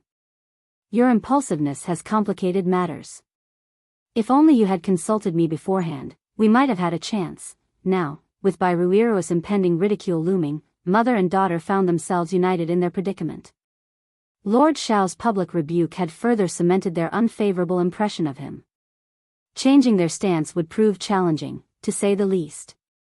Mom, they say sincerity can soften even the hardest of hearts. Lord Qiao may seem stern, but who doesn't know his virtues? Ruerue holds him in the highest regard, her admiration unwavering. Surely, he must be moved by such genuine admiration? Fan Rian's eyes gleamed with hope as her mother began to entertain the idea. She spoke with fervor, fueled by her conviction. Old Lady Fan regarded her daughter with a mixture of bemusement and concern. What had spurred this sudden enthusiasm? While she recognized the potential benefits for the Fan family's future, she couldn't help but wonder if Fan Rian's eagerness was excessive. Nevertheless, for the sake of the family's revival, perhaps a gamble was warranted. Yet, she couldn't shake off her reservations about her daughter's fervor. Old Lady Fan's expression turned stern as she admonished, "Enough with your impulsiveness. I don't understand what's gotten into you both. Your antics have already made us the talk of the town. Let the dust settle. Ruerue is only 15, there's no rush." Fan Rian said sheepishly, "I was just thinking that since Madame Xiao isn't here and Lord Xiao doesn't have any concubines to serve him, this is a good opportunity."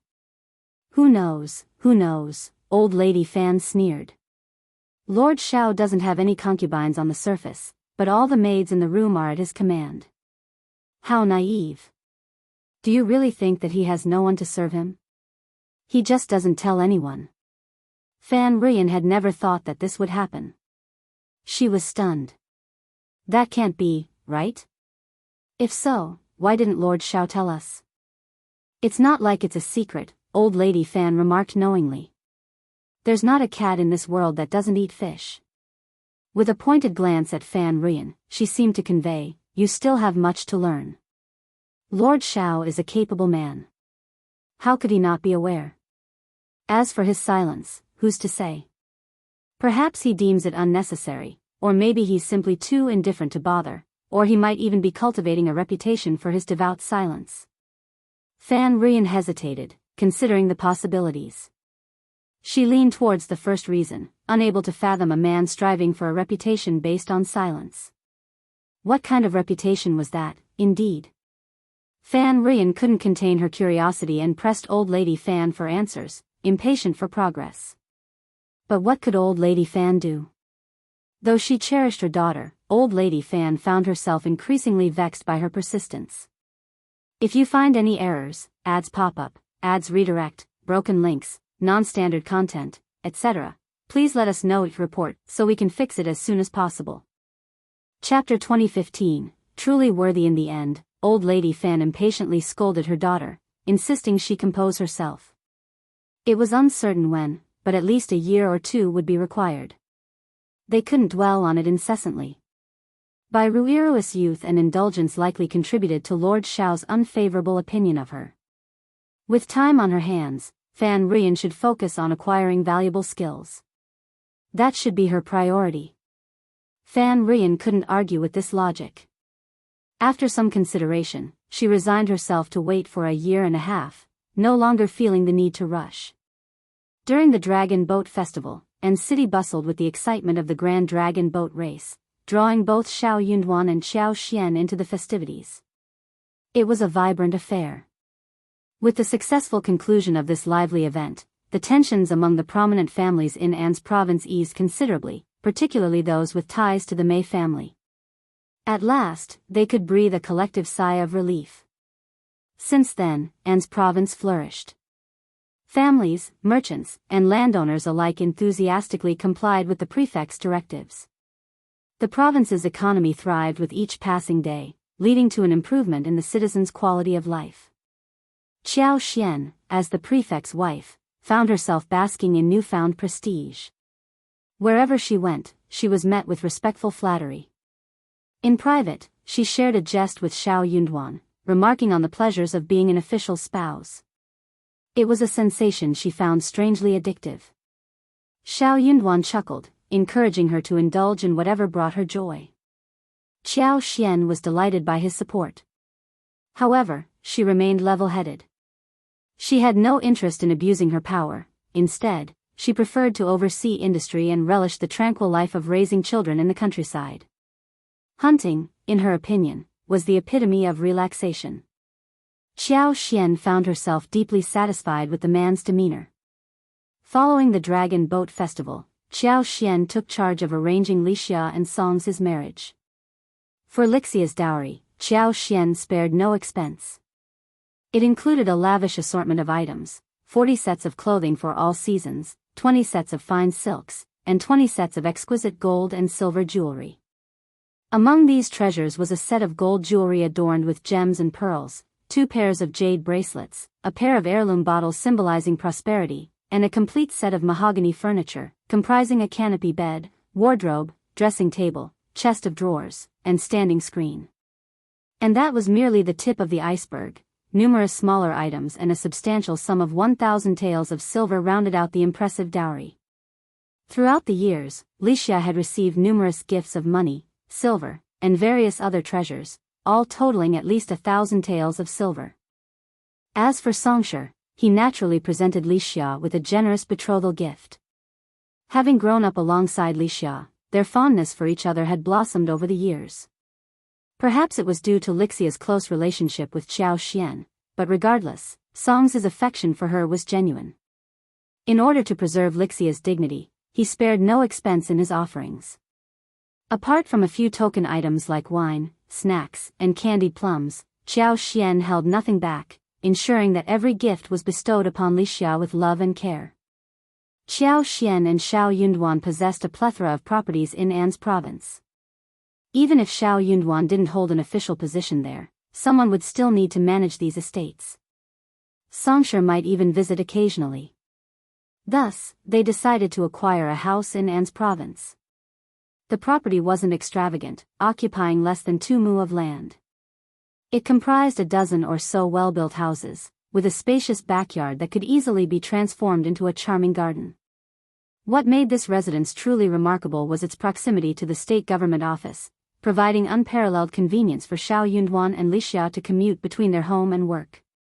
If you find any errors, ads pop up, ads redirect, broken links, non-standard content, etc., please let us know your report so we can fix it as soon as possible. Chapter 2016, Lixia gets married. Given their busy schedules, Qiao and Xiao enlisted the help of a maid and a valet to manage household tasks. Additionally, they hired a kitchen maid to tend to cooking and laundry duties. In the latter part of the previous year, Xianxia had diligently overseen the renovation of their new home, ensuring it was ready for Lixia's wedding. The festivities surrounding Lixia's nuptials were joyous and spirited, drawing envy from both the staff within the state office and residents of An's prefecture city. The abundance of dowry items far surpassed anything seen in even the wealthiest households. The wives of the state office clerks couldn't help but feel envious and resentful. They knew that when their own daughters married in the future, they wouldn't hold a candle to Lixia, a mere maid. The prefect's wife had been exceedingly generous. As Lixia bid farewell to the pavilion, tears welled in her eyes as she bowed deeply to Qiao and Xiao expressing her heartfelt gratitude. Back when she was purchased from the human broker by her master, Lixia had only dared to hope for an existence free from beatings and scoldings. Who could have imagined that such a day would dawn upon her? Following her marriage, Lixia assumed the role of Qiao's wife while still managing household affairs. Qiao also broached the topic with Mian and Yi, expressing her desire to arrange weddings for them as well. However, Mian expressed a reluctance to marry just yet, preferring to continue working for a few more years. Qiao respected her wishes and conceded with a smile, assuring her that she could marry whenever she felt ready. Despite their unmarried status, it was widely acknowledged that Mian and Yi were a couple. Yi, being straightforward, didn't seem bothered by the delay. He would likely wait patiently, even if it meant another 10 years. As for Qiao, although he showed no inclination towards marriage, his age indicated that he could only remain unmarried for another 2 years at most. Meanwhile, despite the gradual accumulation of experience by Kaihua, Kaiyue, and others, the household still faced a shortage of manpower. Continuing her efforts to bolster the household, Qiao purchased 3 12-year-old girls named Xiaoman, Dongji, and Xiaoxue. Following Lixia's marriage, not only Qiao but also Kaiyun and Kaiyue suddenly found themselves inundated with suitors. Qiao couldn't help but feel torn between laughter and tears at the sudden surge of attention. Yet, such reactions were only natural. Even families of moderate wealth might not offer the same lavish dowry as Lixia's. It was inevitable that many would be tempted. Beyond the dowry, the savings and possessions accumulated over time were not insignificant either. Qiao found herself cautioning Qiao and the other girls not to be swayed by sweet words from men. Marriage was on the horizon for them, and they deserved substantial dowries just like Lixia. Qiao had followed Xian through thick and thin, and even Kaiyun and Kaiyue had amassed considerable dowries. Given these circumstances, it was difficult to discern whether suitors were drawn to the individuals themselves or their wealth. At the very least, the girls needed to carefully assess each suitor, considering not only their intentions but also the dynamics within the suitor's family. Compatibility with potential in-laws was just as crucial as the character of the suitor. At the very least, a suitor shouldn't be a troublemaker, right? Xian cautioned Qiao and the others against being swayed into marriage hastily. Regretting such a decision later on would be too late. Her words resonated with Qiao and the others, who immediately regained their clarity of mind. In mid-June, Lu Changming and Song Guangyao sent word that the results of the spring quarter examinations were in. Lord Xiao's cousin, Xiao Lulang, had achieved the status of an intermediate advanced scholar. Having received the 8th grade doctorate in 5 sutras from the Hanlin Academy, he was now considered to have established himself in the capital. If you find any errors, ads pop up, ads redirect, broken links, non-standard content, etc., please let us know each report so we can fix it as soon as possible. Chapter 2017, Not Lucky. Lord Xiao, renowned for his expertise in the 5 sutras, deliberately maintained a low profile, never alluding to his connection with Xiao Yunduan. Few were aware that he was Xiao Yunduan's cousin. He made no mention of his hometown, Xiaoding village in Yuzhang Heshan County, opting instead to reference Yuzhang alone. It appeared he wished to sever all ties with Xiao Yunduan.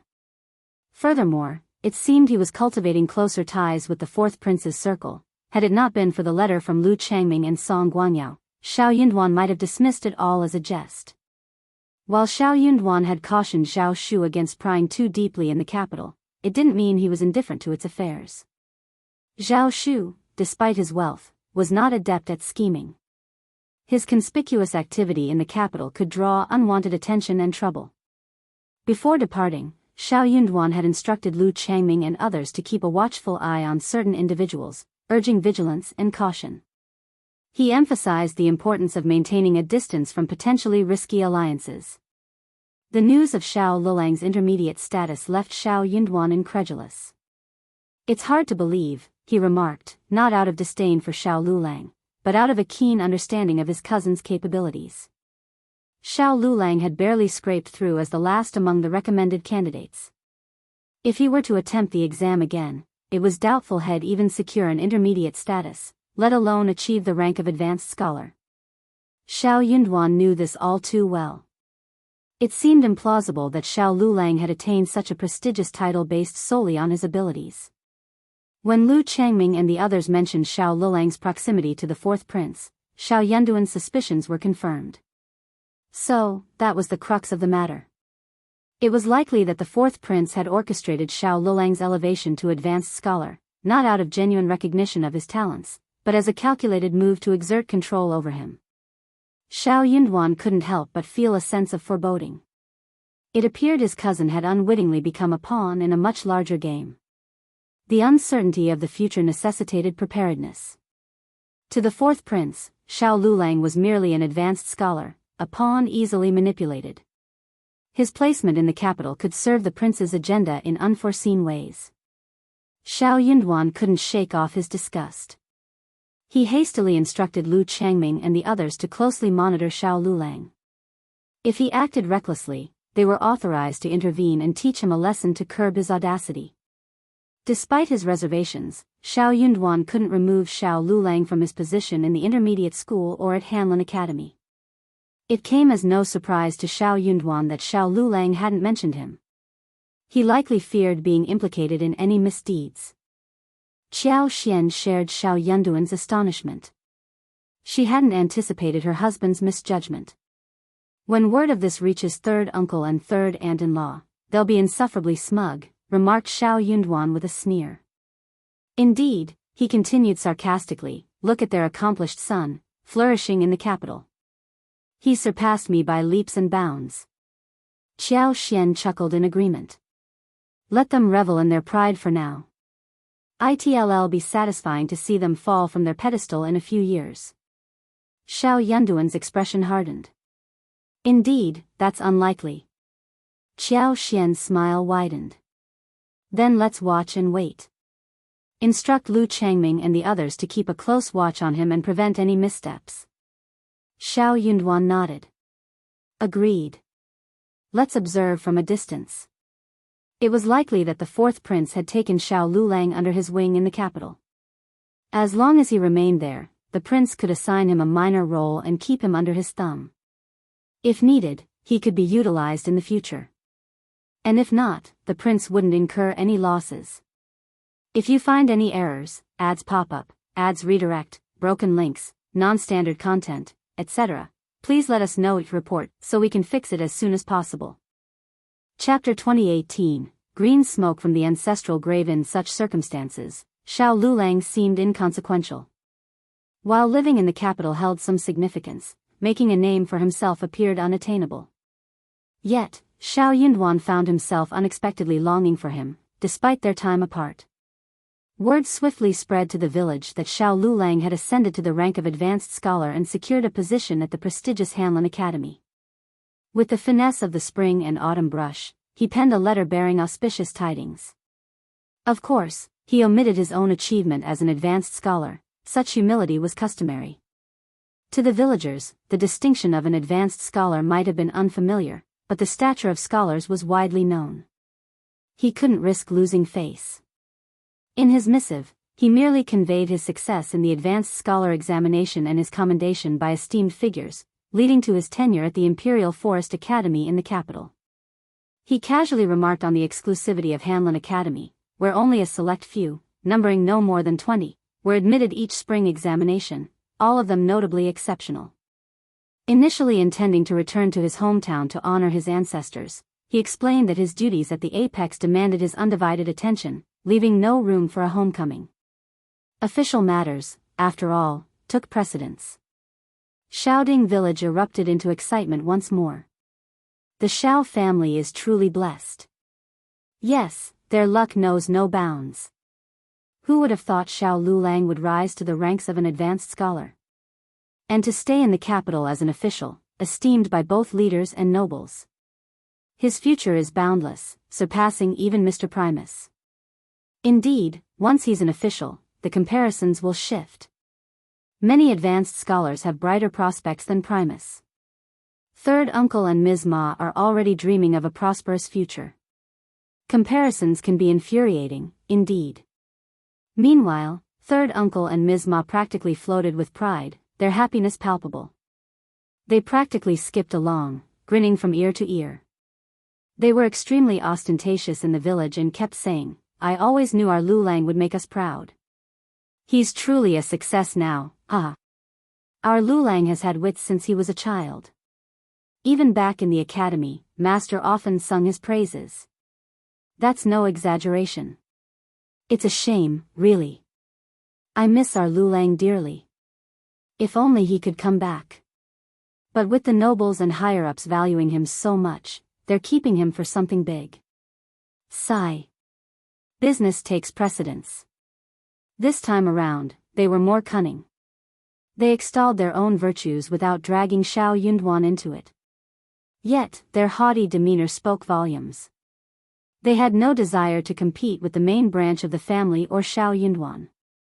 After all, Xiao Yunduan couldn't hold a candle to them. Who else had they heard of being esteemed by the leader? When Tao Tao married Zhao Shu, they weren't as envious or resentful. Their son was already a high-ranking official in the capital, with a far brighter future than Xiao Yunduan's.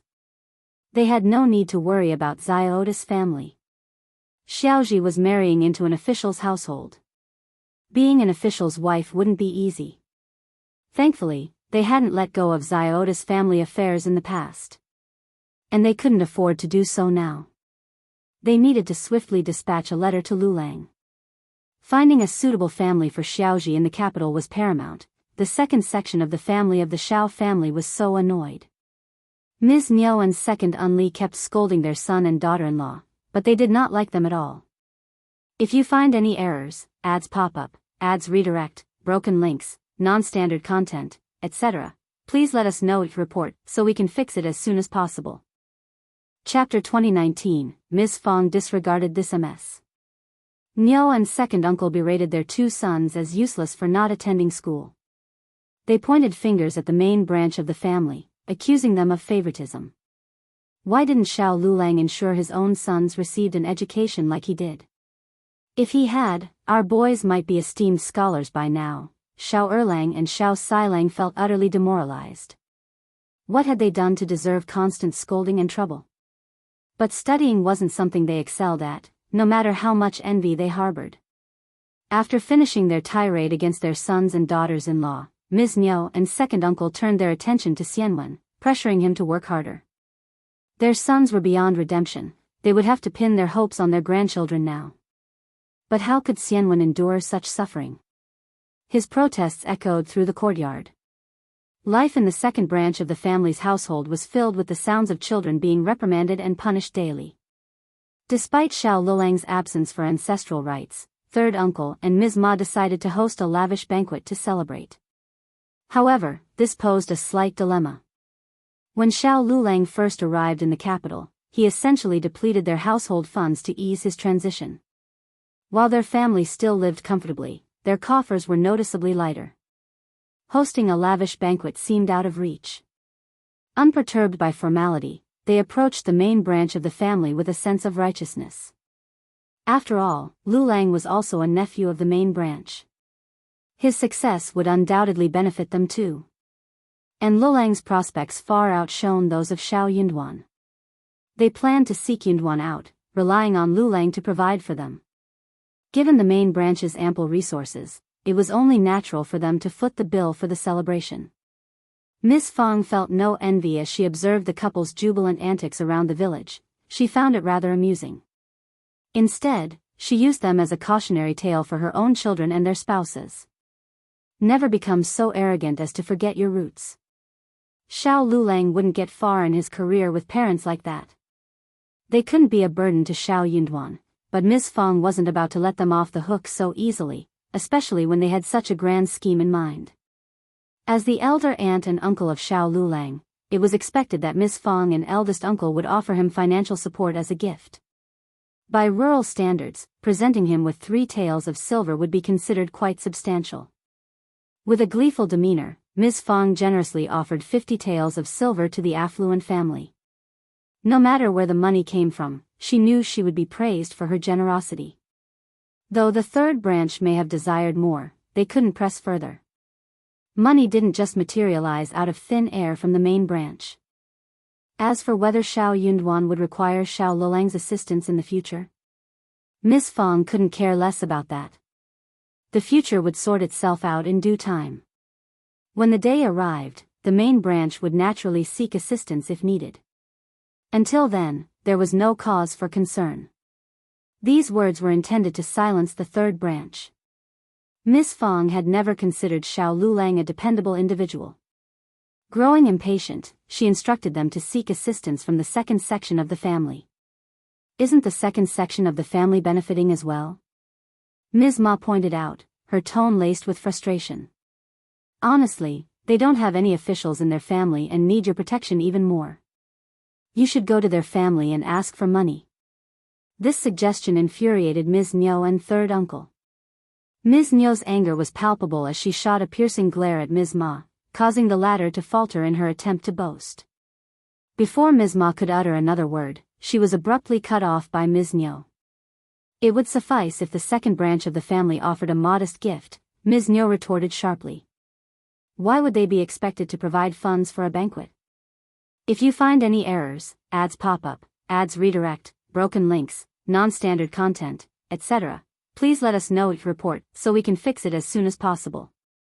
Chapter 2020. Anyone would get tired of it since the second branch of the family wasn't forthcoming with assistance, and Miss Fang wasn't cooperating. Ms. Ma and third uncle begrudgingly accepted the 50 taels from Miss Fang and added another 10 taels to fund the banquet. Hosting a banquet for 60 taels of silver was already quite a feat for country folk. Yet, Ms. Ma and third uncle couldn't shake off their disappointment, knowing it paled in comparison to the grandeur of Xiao Yunduan's hometown banquet. All they could do now was wait. When Lulang returned in the future, they vowed to make it up to him. No matter how festive, every celebration had its end.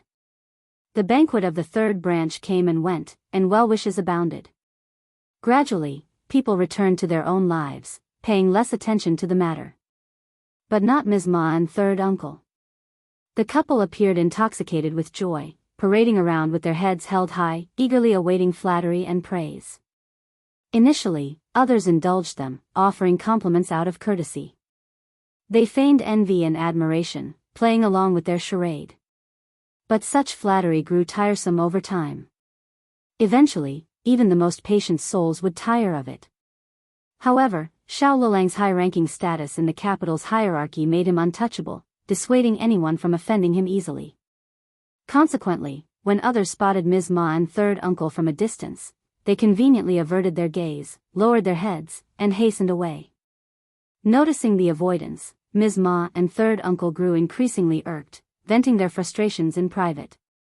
Their most common refrain was the "wait and see" series. They vowed that when Lulang returned, none of these people would dare to approach him if he had the power. And if they had the means, they wouldn't need to rely on their family support in the future. Meanwhile, at the main branch of the family, Xiao Yunduan dispatched someone to fetch Ms. Fang and eldest uncle for a brief visit at the end of June.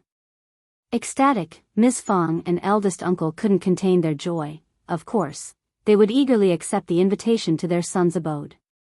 The entire family accompanied them, leaving only a caretaker and Chunyu behind to tend to the household. Before departing, Ms. Fang instructed the land officer to look after their affairs and reminded the housekeeper to defer to the main branch's authority, ensuring no decisions were made without their consent. If anyone dared to stir up trouble, they would seek justice from the land officer, a clear indication of their vigilance against the third branch of the family.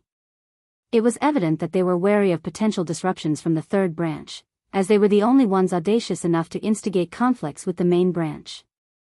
Unless eldest uncle passed away one day, the animosity from the third branch would continue unabated, resulting in occasional flare-ups.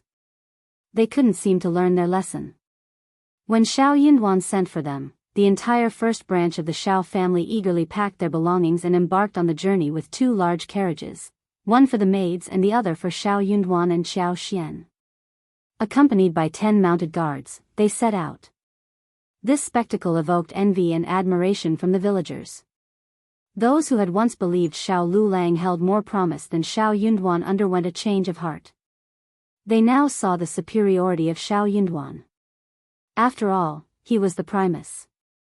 When he returned to his hometown to honor his ancestors, it would undoubtedly be a grand affair. Having served as an official in the capital and now serving as a local magistrate, he was accruing valuable experience. It was only a matter of time before he ascended to a higher position in the capital. Moreover, the fact that his parents dispatched so many people to fetch his family back suggested they were in good spirits and enjoying prosperity. If you find any errors, ads pop up, ads redirect, broken links, non-standard content, etc., please let us know your report so we can fix it as soon as possible. Chapter 2021, still unruly in comparison, Xiao Lulang seemed significantly inferior. Third uncle and Ms. Ma, known for their propensity to stretch the truth, especially Ms. Ma with her loquacious nature, found themselves biting their tongues. How much of what they claimed was genuine? It seemed that if Xiao Lulang scored 1 point, the couple would undoubtedly award him 10. With this realization, they no longer feared them. However, Ms. Ma and third uncle grew agitated once more. The arrival of Ms. Fang in An's province promised to bring a lively atmosphere. Unexpectedly, in July, Zhao Shu arrived with Tao Tao. This was the epitome of a harmonious family. Ms. Fang and eldest uncle were elated. Tao Tao was equally surprised and overjoyed. Zhao Shu reveled in the company of others and radiated happiness. The back office's eastern courtyard in An's province buzzed with liveliness. Meanwhile, Zhao Shu took Tao Tao to pay respects to their ancestors at the Zhao family's ancestral home. To Zhao Mu's dismay, Zhao Shu brought along Miss Qin. Despite Zhao Mu's irritation, Zhao Shu didn't neglect him and introduced him to Tao Tao, addressing Zhao Mu as uncle. As for Miss Qin, being a mere concubine, Zhao Shu didn't even spare her a glance, let alone an introduction. Zhao Mu was seething with rage. However, Jianghu was keen to save face, so he refrained from speaking out. Miss Qin, on the other hand, wasn't as reserved. She erupted in anger on the spot, exclaiming, "He's your biological father." Zhao Shu, growing impatient, interrupted her sharply. "Your family is still so unruly. Is a concubine worthy of interrupting? If she were in our residence, such unruliness would have been disciplined long ago. And I have only one father. If anyone doubts it, they can take it up with the patriarch. You, what about you? Uncle, your concubine truly lacks decorum. How dare she speak out of turn? If she continues disregarding propriety, she'll sow discord in the family and breed chaos. Who's to say she won't deteriorate further in the future? Uncle, are you going to let this slide?" Zhao Mu seethed in silence. Miss Qin seethed too, but dared not voice her discontent. She knew that if she spoke, Zhao Shu would promptly cut her off with the word concubine, denying her a chance to finish her thoughts. This despicable man.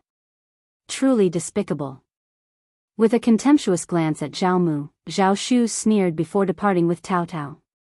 Finally, Zhao Shu grasped the situation. It was evident that Zhao Mu had grumbled about why Miss Qin accompanied them. There were certain things he couldn't voice due to his concern for saving face, but Miss Qin didn't share his reservations. Miss Qin was shameless and lacking in intelligence. She didn't hesitate to speak her mind, though she seldom had the opportunity to do so as Zhao Shu always cut her off. Zhao Shu's generosity towards the patriarch's wife, and the elders increased by 20%. This gesture elicited widespread happiness, with everyone regarding him and Tao Tao with utmost warmth and affection. The ancestral worship proceeded smoothly, and Tao Tao's name was duly added to the records. As for Zhao Mu, his status as Zhao Shu's biological father proved futile. The sex laws were immutable, and since Zhao Shu had been formally adopted, he no longer bore any relation to Zhao Mu. There was no way for Zhao Mu to exert control over him. Everyone conveniently ignored Zhao Shu's decree.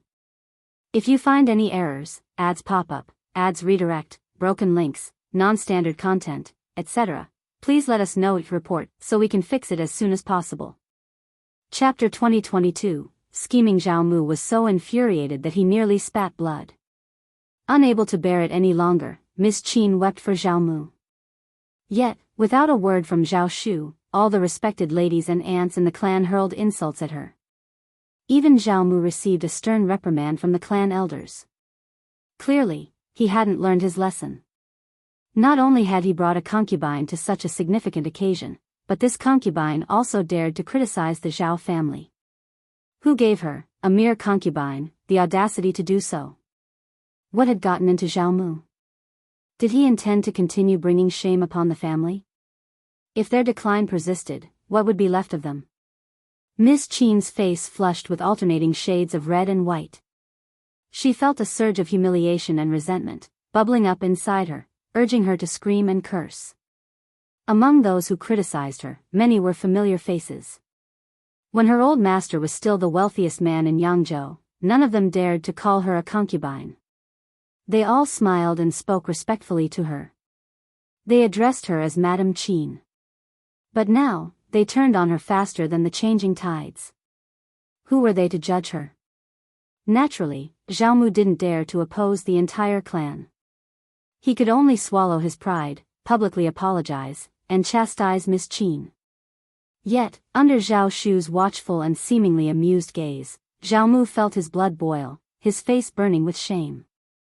Yet, Zhao Mu remained adamant about not returning to his own abode. Of course, he had brought Miss Qin here for the sake of Zhao Shu and Tao Tao. He had hoped that Zhao Shu would exhibit greater maturity and wisdom after marriage, allowing them to have a heartfelt conversation. After all, they were father and son by blood. However, Zhao Mu hadn't anticipated that Zhao Shu would still retain his fiery temper. Regret gnawed at Zhao Mu incessantly. He should have taken Zhao Shu under his wing instead of allowing Madame Zheng to raise him. He ought to have imparted his wisdom personally. Aside from Zhao Shu's speculated motives, there was another reason for bringing Miss Qin along, to foster a bond between her and Tao Tao. From Zhao Mu's perspective, Xiao Taotao was merely a humble country girl. Zhao Shu had wedded her solely because her brother ascended to the primus position. What did she understand? Miss Qin possessed a silver tongue and wisdom. If she applied herself, she could surely win over Xiao Taotao. And if she could win over Xiao Taotao, Zhao Shu would heed his counsel. Thus, Miss Qin brainstormed ways to connect with Taotao. Taotao didn't want to see her at first, but she couldn't stop pestering her, so Taotao saw her. He might as well meet her and make her give up so that he could get some peace and quiet. Indeed, Miss Qin had given up after seeing him. The countryside girl was not easy to coax at all. She was as annoying as Zhao Shu and kept saying that she had no respect for him. Concubines made her blood boil. In the end, her anger turned into anger. She couldn't take it anymore and mocked Taotao. Taotao asked someone to slap her face. Not only did Ms. Qin receive a slap, but she was also escorted by someone to lodge a complaint with the patriarch's wife, resulting in another reprimand. Even Zhao Mu wasn't spared. Both of them left, seething with indignation. Meanwhile, Zhao Shu was elated.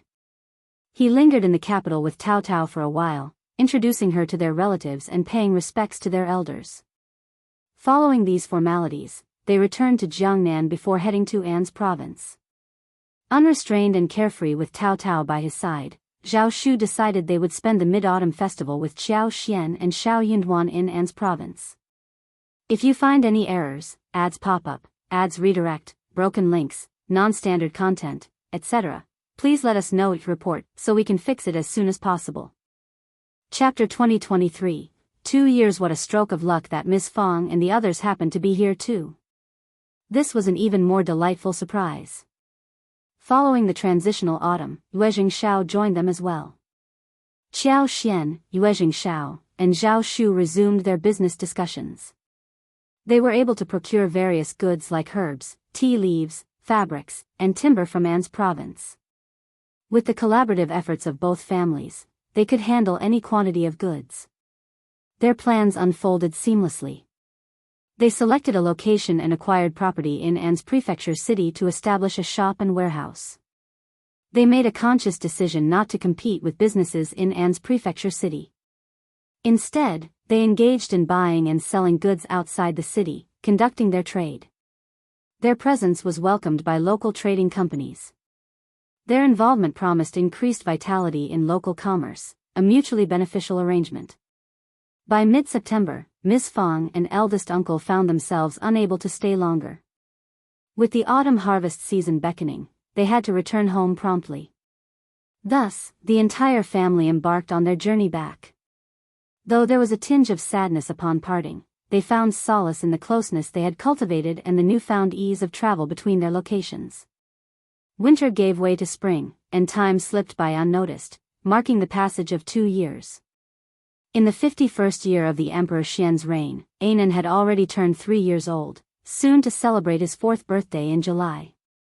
The lively little fellow was robust and full of mischief, keeping the east courtyard of the back office bustling with activity each day. Over the past 2 years, the economic prosperity of Anzizhou had flourished remarkably. An increasing number of individuals ventured into cultivating medicinal herbs, peppers, star anise, and peppers. Many households even ventured into small-scale poultry farming, raising chickens and ducks. While the operations weren't massive, there was still a market for their produce. Qiao Xian, Zhao Shu, and Yuezhing Xiao eagerly purchased these goods, provided they met their quality standards. With the proliferation of these specialty products, the local populace found themselves with more disposable income than ever before, leading to an improvement in their quality of life. The adoption of potatoes as a staple crop also gained rapid momentum. Within just 2 years, nearly every farming family had integrated potato cultivation into their agricultural practices. Larger households dedicated 4 to 5 mu of land to potato cultivation, while smaller ones allocated 1 or 2 mu. Some ambitious farmers even cultivated more, recognizing the immense benefits of this versatile crop. Truly, the success was undeniable. With its high yield and low land requirements, potatoes proved undemanding to cultivate. Minimal special attention was needed, planting and basic management sufficed. A single weeding session in the middle of its growth cycle, along with a modest application of fertilizer, could significantly boost yields. In An's province, agricultural families were scarce. Some households, despite having 12 to 13 members, owned only 3 mu of paddy fields. Previously, they struggled to enjoy a full meal of white rice throughout the year. Their diets consisted primarily of wild vegetables, beans, taros, assorted vegetables, and melons, with the aroma of rice being a rare luxury. Even then, for over 2 months annually, they tightened their belts, often unable to afford even porridge. A large pot of water was mostly filled with vegetables, melons, and beans, with only a meager handful of rice added sparingly. The introduction of potatoes significantly improved their circumstances. Potatoes provided an abundant and versatile staple. Their versatility allowed for consumption as both a rice substitute and a vegetable. Moreover, cultivating a small plot for medicinal herbs could yield 3 to 5 taels of silver annually. The value of a few taels of silver should not be underestimated. It significantly enhanced the quality of life for the entire family. With just 6 copper coins per kilogram of rice, they could ensure sustenance for the year. Satiated and invigorated, they embraced newfound vigor and optimism. Inspired by Lord Qiao and Madame Qiao, they embarked on endeavors to cultivate peppers, star anise, and rear chickens and ducks. Their future held promise. Each passing year would bring further improvements. Gratitude abounded for the benevolence of the Lord of the Prefect. If you find any errors, ads pop up, ads redirect, broken links, non-standard content, etc., please let us know each report so we can fix it as soon as possible. Chapter 2024, Emperor Xian is in danger again. Xiao Xian's business flourished, and Liuhe Manor had not only found its footing but had also expanded its operations. Meanwhile, nestled within the remote mountains of Mili Town, a hidden valley reminiscent of paradise underwent development. At the heart of this valley stood a rustic hot spring villa constructed entirely from logs. Expansive pastures dotted the landscape, where horses, cows, and sheep grazed. Each year, a portion of the livestock was sold, contributing to the manor's revenue. The horses, predominantly wild, underwent taming efforts led by Ai, Sun Bai, and Jiangxia, requiring considerable dedication and skill. These horses were truly exceptional, one-of-kind specimens, scarce and highly prized. While there were occasional sales, they were few and far between, spanning not just years but potentially decades. Annually, Qiao Xian, Xiao Yinduan, and Anan embarked on retreats to the hot springs, indulging in activities like horseback riding, lakeside leisure, fishing, hunting, and foraging for mountain treasures. The myriad experiences offered endless entertainment, leaving participants thoroughly engrossed in content. Anan took great delight in the surroundings as well. Within the hot spring villa, Qiao Xian leisurely explored the nearby mountains and valleys. During the day, he ventured out to gather mountain treasures and engage in hunting expeditions. As night fell, he returned to the tranquil confines of the valley's hot spring villa, embracing a carefree existence. Each year, he made a brief sojourn, typically spanning 7 to 8 days. Departures were always accompanied by a reluctance to leave.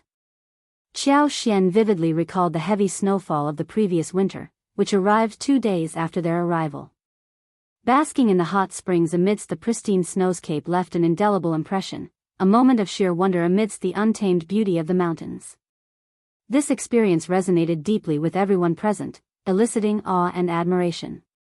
While time passed leisurely in An's prefecture city, tension and uncertainty permeated the atmosphere of the capital. The political landscape of the capital remained volatile, characterized by intrigue and disdain. Emperor Xian's precarious health condition, having teetered on the brink of death twice in the past 2 years, sent ripples of apprehension through the palace and beyond. Despite the distance, news of these developments reached Lu Changming and his associates swiftly. The power struggle between the crown prince and the other princes continued unabated, escalating with each passing day. The crown prince's position mirrored Emperor Xian's failing health. It teetered on the edge of collapse yet stubbornly refused to crumble. Over the past 2 years, the crown prince's influence had stagnated, occasionally facing rebukes from his siblings. Though fraught with nerves and fear, the crown prince's standing continued to dwindle. With Emperor Xian's close brushes with death, the other princes could no longer afford to remain passive. The prospect of waiting for Emperor Ji Xian's demise and subsequent ascension to the throne became increasingly precarious. Realizing the urgency, the second prince and third prince, initially inclined to bide their time and capitalize on internal discord, abandoned their passive stance and took proactive measures.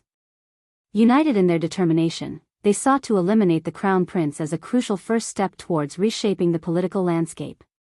Only by toppling the crown prince and securing the vacant position could they hope to stake their claim. Failure to act decisively would render all efforts futile, leaving each prince to rely solely on their own abilities. The crown prince's predicament grew increasingly dire. In the spring of the 51st year of Emperor Xian's reign, Emperor Xian of Qi fell ill once more. Coincidentally, honored Princess Mei was by his side at the Thousand Autumn Palace. Engaging in light-hearted banter, Emperor Xian's mood took a sudden turn when honored Princess Mei collapsed unconscious. Shocked, honored Princess Mei and Daoist Xianxia swiftly attended to Emperor Xian, ordering him to be transported to the dragon bed. They promptly sealed the news, forbidding anyone from divulging a word. If you find any errors, ads pop up, ads redirect, broken links, non-standard content, etc., please let us know each report so we can fix it as soon as possible. Chapter 2025, Sudden Death. Their moods were somber, tinged with a mix of panic and apprehension. Yet amidst the panic, a subtle undercurrent of anticipation lingered. Since dispatching Daoist Xianxia to the palace, honored Princess Mei and the fourth prince refrained from any private communication with him, abstaining from seeking his assistance. However, Daoist Xianxia remained steadfastly aligned with their cause. Honored Princess Mei understood his temperament all too well. Any attempt to contact him privately, even if innocuous, would risk undermining Daoist Xianxia's credibility with the emperor, a risk they couldn't afford to take. When Daoist Xianxia examined Emperor Xian's pulse, he shook his head gravely at honored Princess Mei. The emperor hovered on the brink of death. This time, without divine intervention, his survival seemed improbable, unlike the previous two instances. Perhaps, the emperor might never awaken again.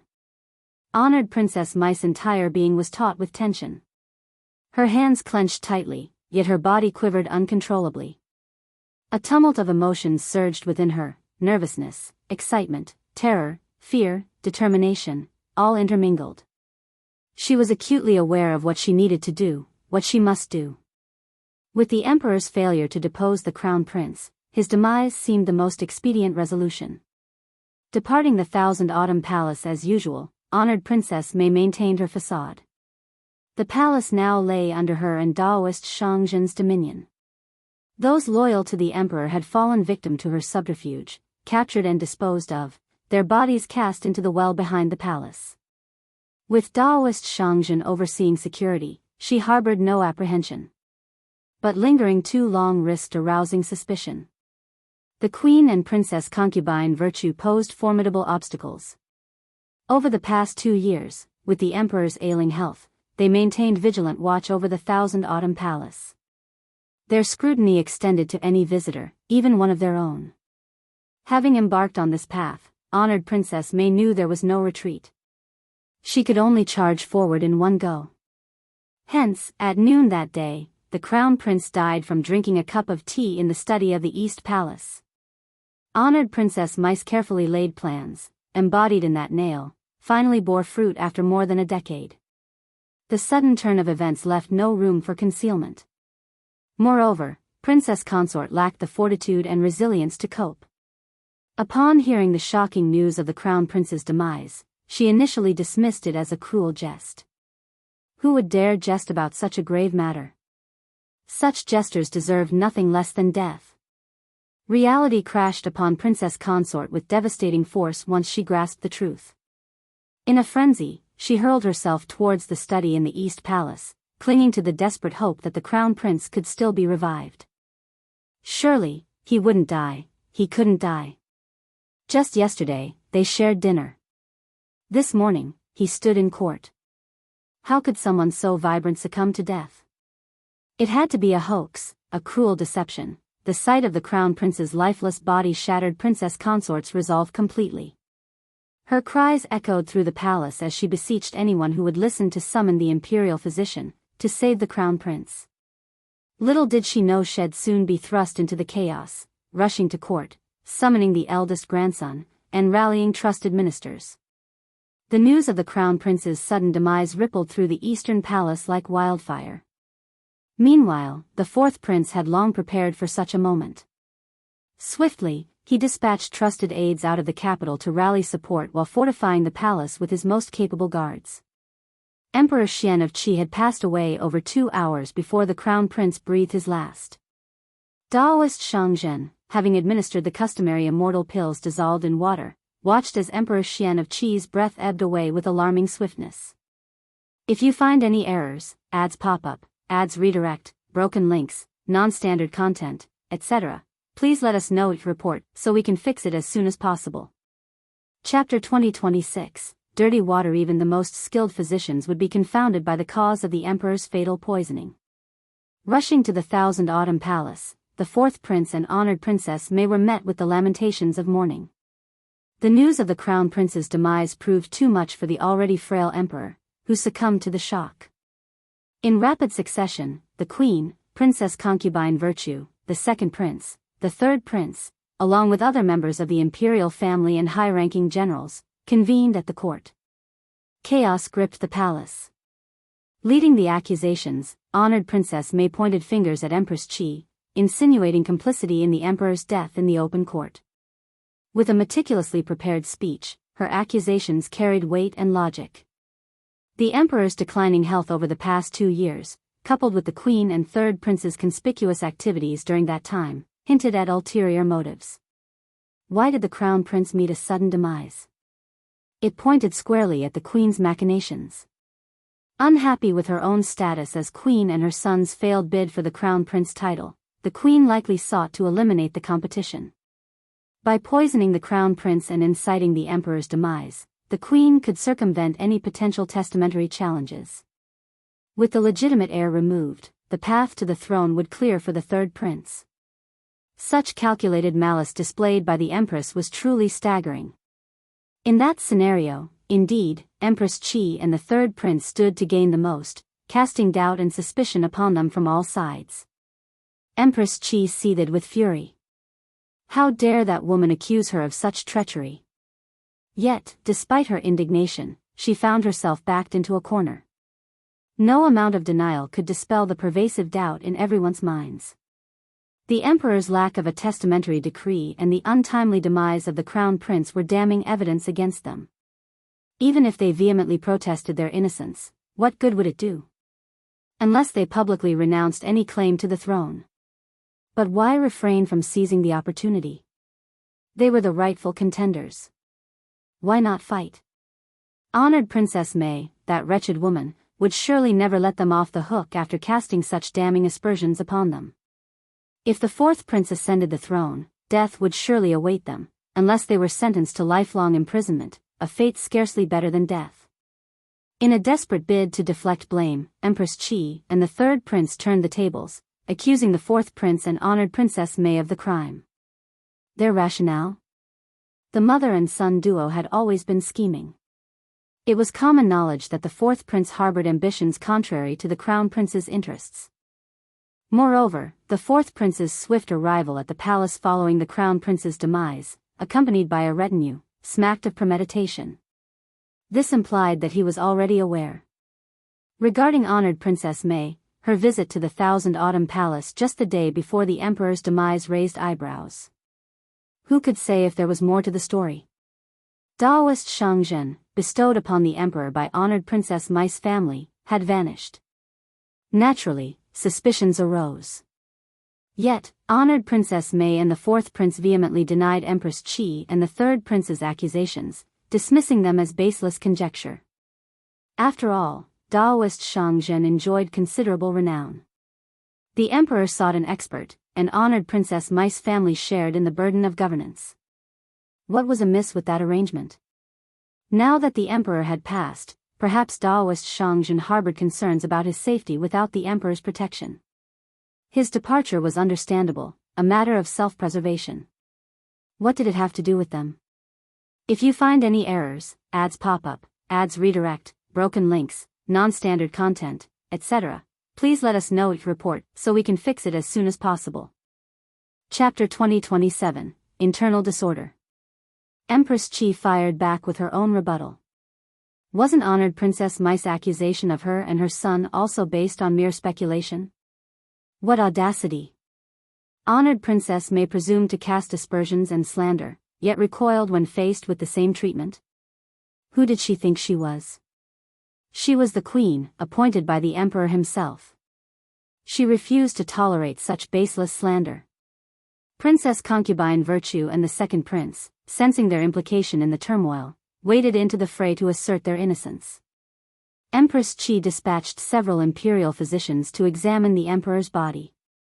Their conclusion: the emperor's demise resulted not from poisoning but from prolonged medication use, which had compromised his health over time. His passing, they deemed, was a consequence of his weakened condition. Honored Princess Mai breathed a sigh of relief, doubling down on her pressure against Empress Qi. Ultimately, the pivotal question remained: who would ascend the throne? None of the three princes yielded to the others. With no clear testamentary decree, each harbored aspirations for the throne, unwilling to relinquish their claim. At this critical juncture, Princess Consort rallied, accompanied by her eldest grandson, brothers, and loyal ministers and guards from the East Palace. The Crown Prince's legacy persisted. The eldest son, now a grown man with children of his own, emerged as a contender for the throne. This time, the chaos reached unprecedented levels. The capital teetered on the brink of anarchy as the four factions clashed with ferocious intensity. Only 2 entrances remained open at the city gates, heavily guarded by trusted sentinels from each faction. Neither side yielded an inch of ground to the other.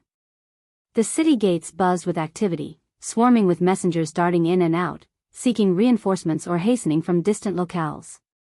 Outside the city, several garrisons, large and small, bolstered the factions' forces. Within the palace walls, the tension was palpable. Emperor Xian's remains were hastily interred, and the mourning hall hastily arranged. Tempers flared over seating arrangements and incense offerings. But amidst the chaos, the emperor's funeral took a back seat to the power struggle unfolding before them. The throne beckoned irresistibly, a prize none could ignore and none were willing to relinquish. With no testamentary decree, power lay within reach of the most capable. It was a prize worth fighting for, and no one would shy away from seizing it. Doubtful? Prove your worth, seize it if you can. The ambitions of the princes were no longer veiled but laid bare for all to see. Courtiers aligned with the princes followed suit, throwing themselves into the fray with abandon. For them, victory meant ascending to the throne. There was no turning back now, only pressing forward. However, loyalists to the imperial court and the late emperor, particularly the venerable old officials, lamented this spectacle. They implored the princes to halt their power struggle and prioritize the funeral rites for the late emperor. How could he rest in peace amidst such turmoil? In response, the princes employed a strategy of deflection, waiting for others to halt first before considering a pause themselves. It was an impasse, a conundrum with no solution in sight. With their own fates hanging in the balance, no one could afford to divert their attention elsewhere. Princess Consort got so furious that she almost exploded. If the crown prince was still around, the throne would naturally belong to him. The crown prince was no longer around. As the saying goes, a son inherits his father's negative karma, so the throne naturally belonged to the eldest grandson. What right did these people have to snatch her son's empire? All of them were shameless. But Princess Consort's faction was the smallest among these forces. Crown Prince had too many scruples and didn't dare to expand his influence. After all, there were so many eyes on him. At this point, the Eastern Palace was completely powerless to compete with others. If you find any errors, ads pop up, ads redirect, broken links, non-standard content, etc., please let us know each report so we can fix it as soon as possible. Chapter 2028, Fighting for the Position. The tension in the air thickened with each passing moment, the scent of gunpowder growing more potent by the minute. It was on the brink of eruption. All parties involved understood that mere verbal sparring would not yield any resolution. Eventually, violence would ensue, resulting in senseless bloodshed. Finally, the dreaded day arrived. The battle that unfolded within the imperial city was nothing short of tragic. Civilians barricaded themselves indoors, quivering with fear. Shops and eateries remained shuttered, too afraid to open their doors. Countless soldiers raced through the sprawling streets, the clang of weapons and the cries of combatants sending shivers down everyone's spine throughout the night. The risk of fire was ever present, with flames sporadically lighting up the sky in various parts of the city. People scrambled to flee the imperial city. Those with nowhere to go cowered at home, praying for divine intervention. Time seemed to stretch on endlessly. As news of the crown prince's demise and the emperor's passing spread, the populace erupted into chaos. Tea houses, wine shops, and streets alike buzzed with fervent discussions and heated debates. Everyone held strong opinions about the state of affairs.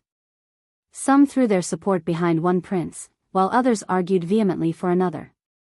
But as the turmoil dragged on, such debates lost their significance. They ceased to matter to anyone. Even the scholars, usually eager to dissect matters of governance and steer the nation, found themselves devoid of such contemplations. All were consumed by a singular thought: let's bring this to an end, swiftly. As long as peace returned, the identity of the successor seemed inconsequential. All they wished for was the swift settling of dust and the restoration of tranquility. This torment and fear persisted for 7 long days and nights. Finally, after a week, a temporary resolution emerged. Temporary because there was no clear victor. The 4th prince and honored princess Mei claimed a partial victory within the imperial city, yet the Sun family absconded with Princess Concubine Virtue and the 2nd prince, fleeing the city's confines. Before departing, Princess Concubine Virtue ignited a massive blaze within the court. General Sun, in a ruthless maneuver, ordered arson near the city gates, leaving behind a trail of sabotage and potential assassinations. Caught in the wake of the Sun family's brutality, the 4th prince and honored princess Mei found themselves in dire straits. Amidst their panic, the 3rd prince led a band of loyalists out of the imperial city. But Empress Qi chose to remain, sacrificing her safety to serve as a diversion. Honored Princess Mei and the 4th prince remained oblivious to the 3rd prince's escape, a consequence of Empress Qi's cunning. By the time they caught wind of it, he had already put considerable distance between them. Fearing a potential trap, the 4th prince hesitated to dispatch pursuers. Nevertheless, Empress Qi remained within their grasp. As for the 2nd prince and Princess Concubine Virtue, lacking the legitimacy of the queen or rightful heir, they held little sway. Once the dust settled, troops could be deployed to quash any rebellion they might foment. Similarly, Princess Consort's family fell under the 4th prince's control. With the crown prince's demise, the East Palace became untenable for them. Consequently, the 4th prince ordered Princess Consort and her kin relocated to the Northern Palace compound. Tragically, all 3 of the crown prince's sons, including the eldest grandson, perished in the prior skirmishes. Only a handful of crown prince's grandsons survived, deemed inconsequential and thus spared. Devastated, Princess Consort capitulated. Initially resistant to vacate the East Palace, she ultimately lacked the resolve to end her life alongside her family. If you find any errors, ads pop up, ads redirect, broken links, non-standard content, etc., please let us know each report so we can fix it as soon as possible. Chapter 2029, 3 Emperors of a Country. Princess Consort's spirit was too battered to entertain thoughts of suicide, yet she couldn't shake off her resentment. Eventually, she begrudgingly relocated to the desolate confines of the North Court Palace. As for her simmering animosity, the 4th prince and honored princess Mei remained indifferent. General Sun's lingering operatives continued to wreak havoc.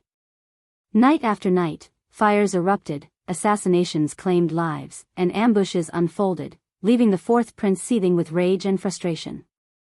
His loyalists, too, were stretched thin. Within the palace walls, Empress Qi persistently stirred up trouble for honored Princess Mei. Empress Qi wielded considerable influence over the intermediate palace. Since the late emperor hadn't stripped her of her title, she remained the legitimate empress.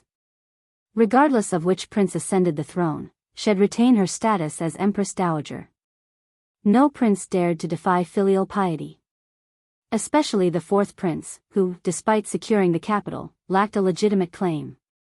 His authority was earned through contentious battles with his siblings. While they could overlook his methods during the struggle, they couldn't ignore the need for diplomacy in the aftermath. Otherwise, his reign would lack all semblance of dignity. Empress Qi and her son were untouchable for now.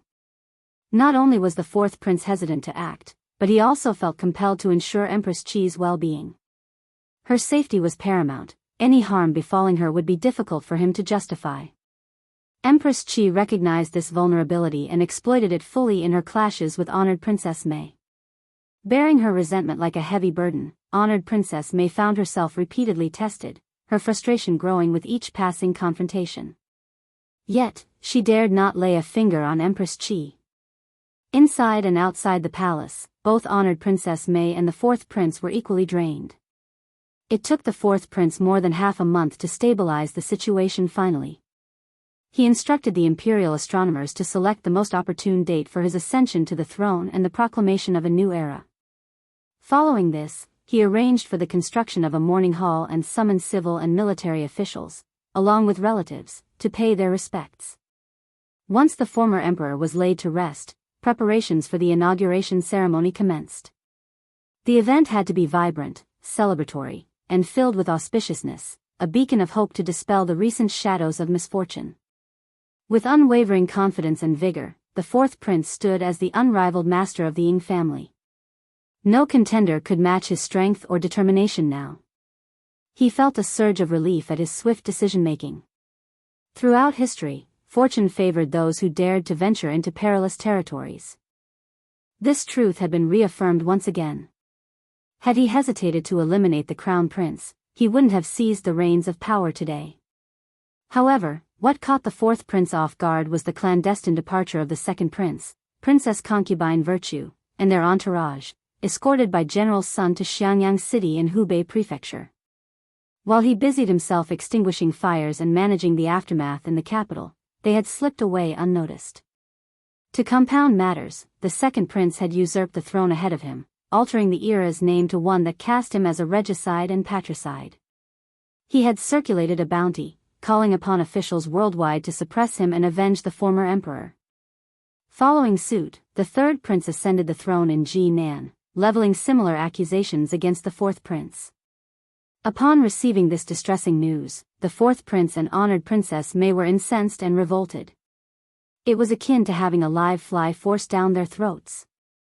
Assuming victory with the capital under his control, he had presumed the second and third princes would scurry away like frightened strays, destined to be captured eventually. Their audacious maneuver blindsided him. Regret gnawed at the fourth prince's conscience, his insides churning with remorse. Had he possessed foreknowledge, he would have promptly expelled them and claimed the throne. Who could have anticipated their brazenness? Disregarding the auspicious date, the fourth prince hastily crowned himself emperor. If you find any errors, ads pop up, ads redirect, broken links, non-standard content, etc., please let us know each report so we can fix it as soon as possible. Chapter 2030, Dumbfounded. The fourth prince staunchly positioned himself as the rightful ruler, deeming the other two factions as rebellious. He rallied the ministers of the realm to unite in their assault. But what if, lingered as an unspoken question. Relinquishing the territory he had painstakingly seized was out of the question. His only recourse was swift ascension to the throne. Delaying only rendered him more vulnerable. As the three factions clashed, drawing support and opposition from various quarters, confusion swept through local officials and citizens alike. A proverb echoed in their minds: there's no second master in the family, and there's no second sun in the sky. Now, with three emperors vying for supremacy, whom should they obey? Whom should they recognize as their sovereign? Logically, allegiance should lie with the ruler in the capital. Yet, the legitimate heir of the empress resided in Jinan, Shandong. As the eldest son, the second prince held a compelling claim to the throne. With the crown prince out of the picture, succession would likely favor either the firstborn or the eldest son. In either scenario, the second or third prince stood to ascend. However, the fourth prince had seized control of the capital. Throughout the realm, confusion reigned supreme. Each of the three princes found themselves in a deadlock, unable to assert their legitimacy over the others. They stood as equals in their claims to orthodoxy. Compounding the dilemma was the lack of trust among themselves, further confounding the populace as to whom they should align with or heed. Beyond the three princely factions, a contingent of officials remained steadfast in their loyalty to the late crown prince. They harbored suspicions that his untimely demise was somehow linked to the machinations of these three contenders. In their eyes, all three were tainted by sin and unworthy of kingship. They fervently believed that the throne rightfully belonged to the crown prince's descendants. With this sentiment fueling the chaos, matters only grew more convoluted. Upon ascending the throne, both the second and third princes swiftly embarked on a campaign to expand their territorial influence. They sought to consolidate control over neighboring cities, establishing a strategic foothold and amassing resources to bolster their cause. Their aim was clear: to fortify their position, accumulate strength, and secure logistical support, thus enabling them to challenge the authority of the capital. In contrast, the fourth prince, having seized control of the capital, held the upper hand. With access to greater resources and a more entrenched claim to orthodoxy, he stood unrivaled in comparison. The fourth prince seethed with rage, his mind ablaze with fury. Having emerged as the clear victor, with plans for a triumphant celebration already in motion, the sudden turn of events was intolerable. In a fit of indignation, the fourth prince issued a decree commanding local authorities to uphold their duty and allegiance. Those who dared to side with the rebels would face the gravest punishment: extermination of their entire families. He forbade any submission to the renegade forces, threatening severe consequences for disobedience. Simultaneously, he handpicked his most trusted aides and marshaled his forces. With a formidable army of 50,000 soldiers at his command, he set his sights on Jinan. His intent was clear: to make an example of them. The third prince, lacking the seasoned expertise of General Sun, was vulnerable. Despite his fierce generals and formidable soldiers, they would crumble under the might of the fourth prince's onslaught. With Jinan captured, and the second prince's followers eradicated, the fourth prince was certain the world would acknowledge his legitimacy. Unconcerned with the fourth prince's wrath, the second prince seized the opportunity to further his own agenda. As the mid of May approached, news of the capital's military mobilization spread to An's province. The imperial court descended into turmoil as the princes vied for the throne, sending shockwaves of panic and confusion rippling throughout the populace of Great Qin. Even in the remote An's province, the tremors of chaos could be felt, leaving its residents bewildered and apprehensive. Xiao Yunduan found himself equally shaken by the unfolding events. While he harbored grievances against the crown prince, he had never entertained thoughts of revenge. The sudden loss of the crown prince's life left him reeling with disbelief and regret. If you find any errors, ads pop up, ads redirect, broken links, non-standard content, etc., please let us know at report so we can fix it as soon as possible. Chapter 2031. Settlement. Xiao Yunduan stood dumbfounded upon hearing of the crown prince's demise and the emperor's passing. Surveying the unfolding chaos, he couldn't help but heave a heavy sigh. The power struggle among the three princes was far beyond the purview of a local magistrate like himself. Xiao Yunduan counted himself fortunate to have requested a transfer away from the capital and the tumult of the central plain. Equally bewildered was Qiao. The sudden and unbelievable turn of events left her reeling. It felt as though she had been abruptly thrust from a peaceful existence into a semi-mad world, trapped in a surreal nightmare. Never in her wildest dreams did she envision experiencing such turmoil firsthand. The shock of it all lingered for days, leaving Qiao feeling adrift in disbelief. Sensing her distress, Xiao Yunduan offered words of comfort, urging her not to fret. Qiao grappled with a complex mix of emotions, finding it difficult to articulate her thoughts. But with Xiao Yunduan's support, she gradually found solace. In the end, she resolved to take each day as it came, accepting the unpredictable twists of fate. Given their circumstances, Qiao contemplated her options. Acknowledging that neither she nor Xiao Yunduan held authority over the unfolding events, she recognized the power of her own abilities. Compared to many others, she possessed considerable strength. However, the lingering sense of uncertainty and insecurity gnawed at her, casting a shadow over her peace of mind. Regardless of who ultimately emerged victorious in the power struggle, she echoed her husband's sentiment, hoping they wouldn't seek retribution against him. That assurance alone would suffice. Meanwhile, Xianxia took charge, leading Qiao Xian, Anan, Sun Bai, Sun Qian, and others to the secluded intermediate area behind the state government office. There, they began compiling a list of individuals in need of protection.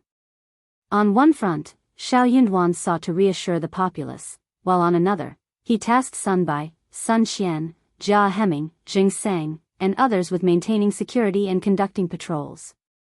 Despite the tumultuous events unfolding beyond their control, Xianxia remained steadfast in his determination to ensure the people of An's province could continue to live in peace. Observing his efforts, the initial fear and confusion among the common folk gradually abated. Indeed, while the princes battled for supremacy in the capital and the central plains, An's province remained largely unaffected. With Lord Qiao at the helm, there was a sense of reassurance among the populace. As long as Lord Qiao remained, ensuring their continued well-being, everything would be all right. Regardless of the outcome of the power struggle in the capital, it mattered little to the residents of An's province. Despite being the weakest contender among the three princes, the third prince wielded considerable influence as a member of the Orthodox Intermediate Palace.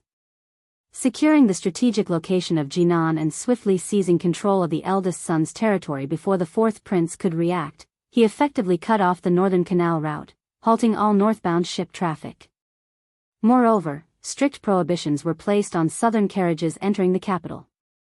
Given that the capital heavily relied on the Grand Canal for transportation of vital resources, the third prince's blockade caused immediate strain.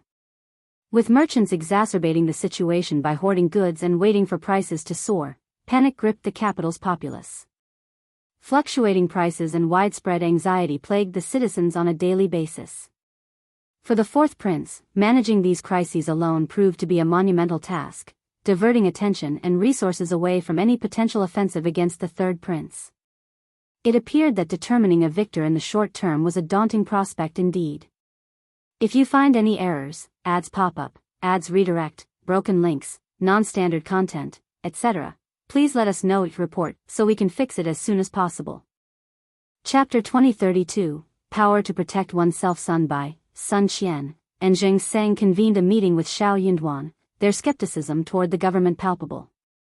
They had never truly identified themselves as public servants, their loyalty lay solely with Xianxia. With the world on the brink of chaos and the three major powers engaged in conflict, they anticipated the emergence of opportunistic factions seeking to exploit the turmoil. In times of disjointed decrees and fragmented authority, nefarious elements were bound to emerge. In such turbulent times, the law held little sway, it was the power of the fist that truly mattered. Especially within the territories established by the three princes in the capital. Should powerful individuals aligned with them perpetrate unlawful acts, would they face severe repercussions? Highly unlikely. Their actions would likely be met with impunity. Despite An's prefecture city's remote location, they understood the importance of preparation. Strategizing before taking action was paramount. At the very least, they needed the strength to defend themselves. Xianxia concurred wholeheartedly. After deliberation, Jingsang and Sun Bai took steps to bolster their ranks by recruiting numerous bailiffs for training. Additionally, they procured over 100 teenagers aged between 12 and 15. While a handful remained at Jingsang's residence for training, the majority were discreetly dispatched to the ranch in Meili Town for intensive training. In the event that someone sought to exploit the chaos and target Xianxia, having additional manpower would undoubtedly prove beneficial. With the upper echelons in disarray, it wasn't just An's prefecture city expanding its personnel. Wherever feasible, local governments were expanding their ranks. Fortunately, Xianxia had no shortage of funds, and the citizens of An's city held great confidence in him. The moment word got out about recruitment, countless young men eagerly flocked to the state office. With Sun Bai, Sun Qian, and others overseeing their training, these recruits were expected to excel in less than 3 months. Meanwhile, the conflict between the fourth prince and the third prince dragged on longer than anticipated, stretching into April of the following year, with Jinan facing imminent peril. Buoyed by his resolve, the fourth prince mobilized an additional 80,000 troops from the local area, intent on delivering a decisive blow to the third prince to bolster morale and assert his authority. Unexpectedly, the previously passive second prince, focused on development and aloof from the fray, chose this moment to take action. It was a bold and decisive move. They orchestrated the assassination of two generals loyal to the fourth prince and ambushed his reinforcements, effectively thwarting his plans.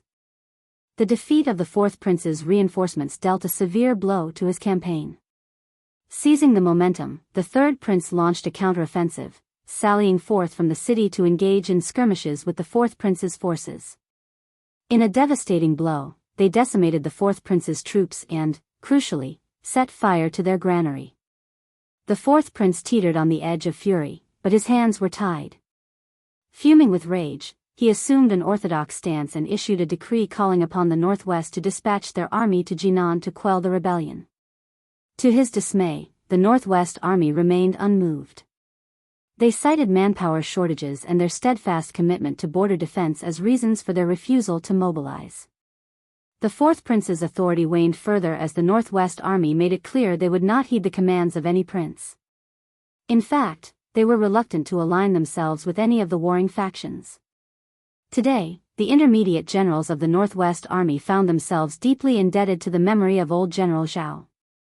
In times past, the venerable general had met a tragic end, unjustly accused and executed despite his distinguished service. His demise did not occur on the battlefield, but rather under the cloud of suspicion cast by the emperor, leading to the execution of his entire family. The generals couldn't help but shudder at the thought. Were it not for old General Zhao's impassioned plea to defend the northern borders and safeguard the peace of Great Qin's people, many among their ranks might have abandoned their posts and shirked their responsibilities.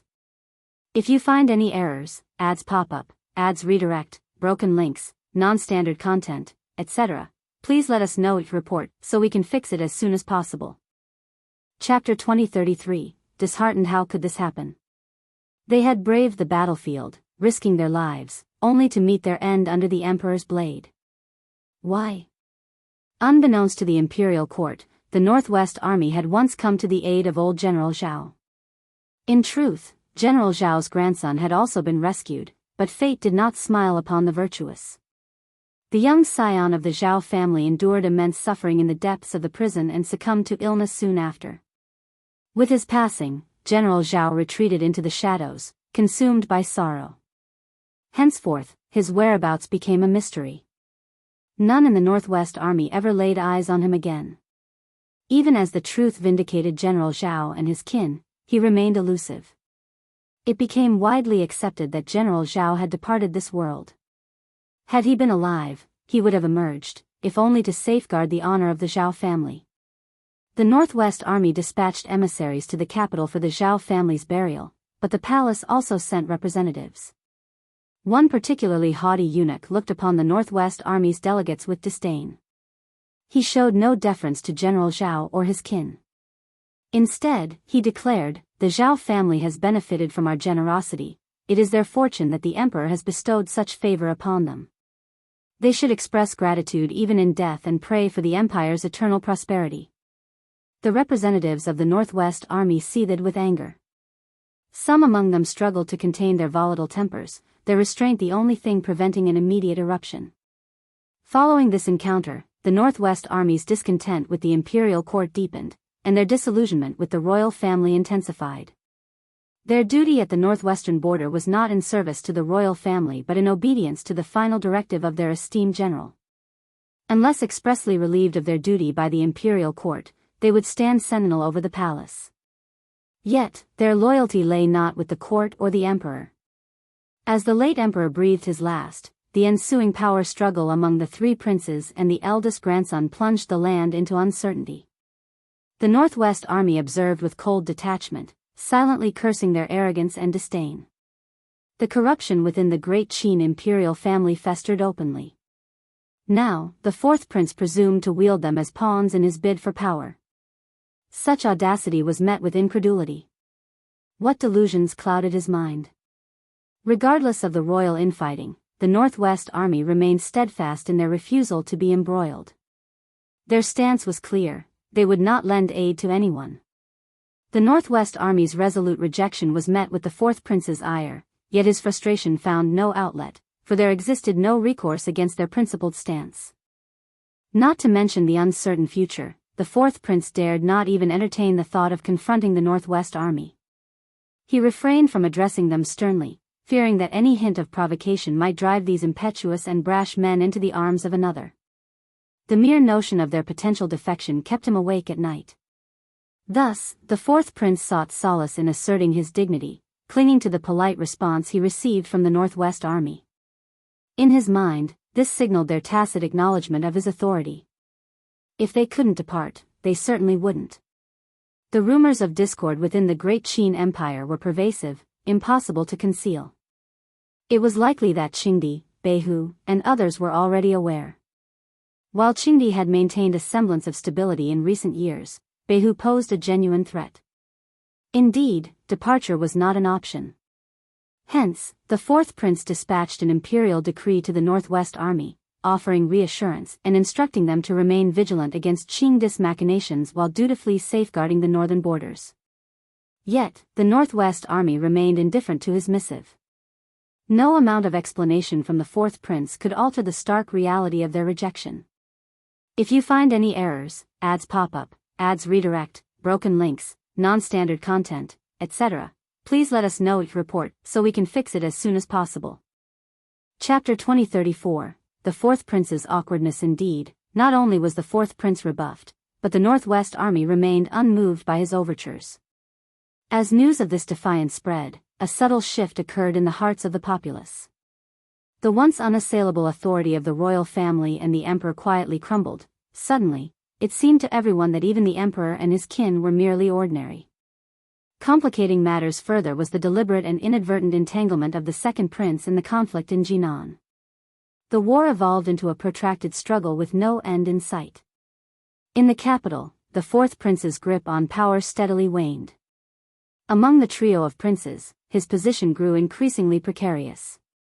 While he held the title of heir apparent, he remained the last in line for the throne. Although Beijing stood as their stronghold, its sustenance relied heavily on supplies from Jiangnan and the Central Plains. Deprived of these vital resources, Beijing's survival seemed uncertain. However, with the third prince ensnared in Jinan and the second prince entrenched in Xianxia, the fourth prince's influence in the northwest dwindled. His jurisdiction spanned Hebei, Shaanxi, Hunan, and Xianxia, yet these regions yielded meager harvests, offering little solace amidst the mounting challenges. Jiangnan, once teeming with prosperity and abundant resources, found itself isolated as the Grand Canal fell under the control of the third prince. Fearful of igniting further conflict and subjecting their people to suffering, officials dared not venture into the region, preferring to hunker down and pray that war would spare their territories. In this climate of uncertainty, local administrators like Xiao Yunduan and Qiao Xian shared the sentiment of seeking refuge from the storm. An's province, situated in a remote corner, seized upon the opportunity presented by the ongoing strife. Recognizing that the conflict showed no signs of abating, they resolved to carry on with their duties despite the tumultuous times. However, Xiao Yunduan remained vigilant, issuing orders for heightened surveillance and patrols to thwart any incursions by suspicious individuals into An's province. Disorder was strictly forbidden, with severe punishment promised for transgressors. Despite the chaos engulfing the realm, the 17 towns within An's province continued to thrive. The local populace understood that figures like Madame Xiao, young Master Lu Zheng, and young Master Zhao would continue purchasing goods as usual, providing a semblance of stability amidst the turmoil. In response to the internal discord, the Yuezheng family bolstered their ranks with additional servants, including Zhao Shu. Skilled martial artists found themselves in high demand, their expertise invaluable in safeguarding business interests and ensuring the safety of merchants amid the precarious conditions of civil strife. Amidst the chaos of war, officials had little time or inclination to meddle in the affairs of others. Those unfortunate enough to fall victim to robbery could only lament their misfortune, for seeking recourse from the government often led to disappointment or even extortion. Thankfully, the conflict had not engulfed vast swaths of territory. While tension hung thick in the air, the economy continued to function relatively unimpeded, with the flow of goods remaining steady. For the bold and resourceful, there were ample opportunities to increase their wealth. Despite the upheaval, Xianxia had made it a habit to visit Liuhe Manor to assess the situation and stay for a few days. This year was no exception, despite the circumstances. Xiao Yunduan, sharing the state of affairs with Jia Hemming, accompanied her on this journey. If you find any errors, ads pop up, ads redirect, broken links, non-standard content, etc., please let us know it report so we can fix it as soon as possible. Chapter 2035. The little fellow's memory is too good. With the lessons learned from previous excursions, Xianxia and her companions ensured they were accompanied by a sizable retinue of guards wherever they traveled. This time, Ai and Wu Guan led a contingent of 40 guards to provide security. Staying at the foot of Liuhe Manor for 4 days and 2 days atop the mountain, Xianxia and her party meticulously explored every nook and cranny. They ventured into the nearby mountains, returning with a bountiful harvest. Over the past few years, coupled with Xianxia's extraordinary abilities, Liuhe Manor had undergone significant transformation. The trees lining the roads had flourished, forming a verdant canopy that provided shade and coolness, particularly welcome in the heat of summer. Peering through the carriage window, it felt as though they were traversing through a lush, green tunnel. In a few years' time, Xianxia envisioned this canopy evolving into a proper tunnel. Moreover, extensive areas of land surrounding Liuhe Manor had been cultivated, yielding flourishing crops of medicinal herbs. The fruit trees planted throughout the estate, including jade orchids, camphor, yinxing, willows, locusts, and elms, thrived with vitality, their branches heavy with promise. The chicken and duck farms buzzed with activity, bustling with life. Following 2 years of careful stewardship, the mountain streams boasted pristine water quality and a thriving ecosystem.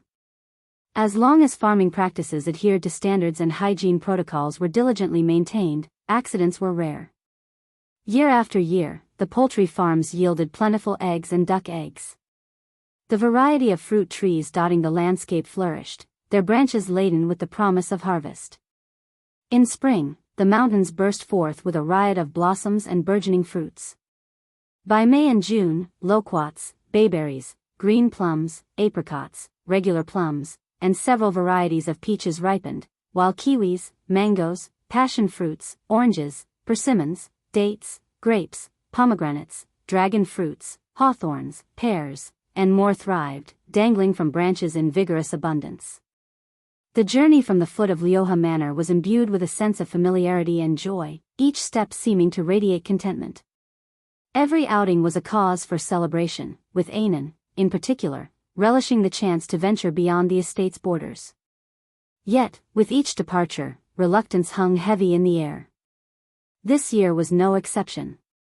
As they settled into the carriage, Anan's tears flowed freely, unwilling to bid farewell to their idyllic retreat. Xianxia gently comforted him, promising a treat of delicious desserts upon their arrival in the city. Only then did Anan's tears subside.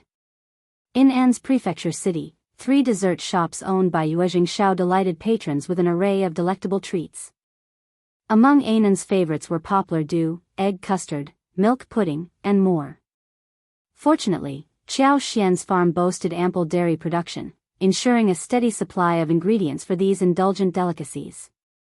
Transporting milk from the ranches in Meili Town posed logistical challenges, prompting Xianxia to establish a ranch in a mountain valley near the suburbs. Regular rotations between this outpost and Meili Town ensured a steady supply of milk to meet daily demands. As the wagon rolled into An's city, Xianxia and Xiao Yunduan prepared to escort Anan back home. However, the young boy's spirits suddenly soared, his eyes sparkling as he addressed Xianxia, "Mom, I want pudding and mango dew." Xianxia and Xiao Yunduan exchanged helpless glances, unable to contain their amusement. There was no fooling him, Anan's memory was remarkably sharp. If you find any errors, ads pop up, ads redirect, broken links, non-standard content, etc., please let us know it report so we can fix it as soon as possible. Chapter 2036. Anan felt Xianxia planted a kiss on her son's cheek, her smile warm and reassuring. "All right, my dear, well, go get some right away." She knew that failing to fulfill her promise would only leave Anan crestfallen and in tears. With that, Xiao alighted from the wagon and arranged for another to take his place, while Xian led Anan to the bustling dessert shop. Aware of the impending workload awaiting him at the office after being away for several days, Xiao opted to return ahead of them, accompanied by 6 guards for added security. Despite An City's reputation for safety, Xiao refused to take any chances when it came to the well-being of his family. Meanwhile, Xian, accompanied by her son, nanny, Lixia, Kaiyun, and other familiar faces, made their way to Yu's dessert shop on the bustling street. Frequented by Anan for its delectable offerings, Xian herself enjoyed the treats but preferred not to make them at home, making visits here a regular occurrence. The female manager and waitstaff recognized them, offering warm greetings upon their arrival. As always, Anan's order remained consistent: sweet dew and milk pudding. Xian added a few more dishes to their order and encouraged Nanny, Lixia, and the others to choose whatever they pleased. With Anan settled comfortably in a booth, Xian attended to his needs with tender care. Nanny and the others, accustomed to Madame's casual demeanor, reciprocated her kindness with grateful smiles before dispersing to find their own seats. The dessert shop boasted 2 floors, with the second floor featuring 7 or 8 booths of varying sizes, tailored for the comfort of female patrons. One such booth, elegantly adorned and subtly partitioned, provided a spacious and inviting ambience, its decor regularly refreshed with changing floral arrangements. Xian, well acquainted with the staff, engaged in conversation as she savored the tranquil atmosphere. However, her attention was abruptly diverted when she noticed Anan darting away. The shop was relatively empty, save for Xian's group and 2 other tables. While she knew Anan to be mischievous, she trusted the child to behave responsibly. Yet, as Anan dashed past the 2 servants, one of them extended her leg, causing Xian's eyes to widen in alarm. "Anan," she exclaimed, her voice ringing out across the shop. Almost simultaneously, Anan stumbled over the maid's outstretched leg and tumbled forward, emitting a loud wail as he fell. Xian's cry of alarm drew the attention of Zixian, who had been engaged in conversation with her. Following Xian's gaze, Zixian witnessed the unfolding scene. Meanwhile, the other maid, engaged in quiet conversation with her mistress, lifted her head in surprise as Anan's cries disrupted the tranquility. Observing the unfortunate spectacle, the mistress couldn't suppress a giggle, finding amusement in Anan's misfortune. The maid, relieved to see her mistress' mood lightening after days of melancholy, couldn't resist a disparaging remark directed at Anan.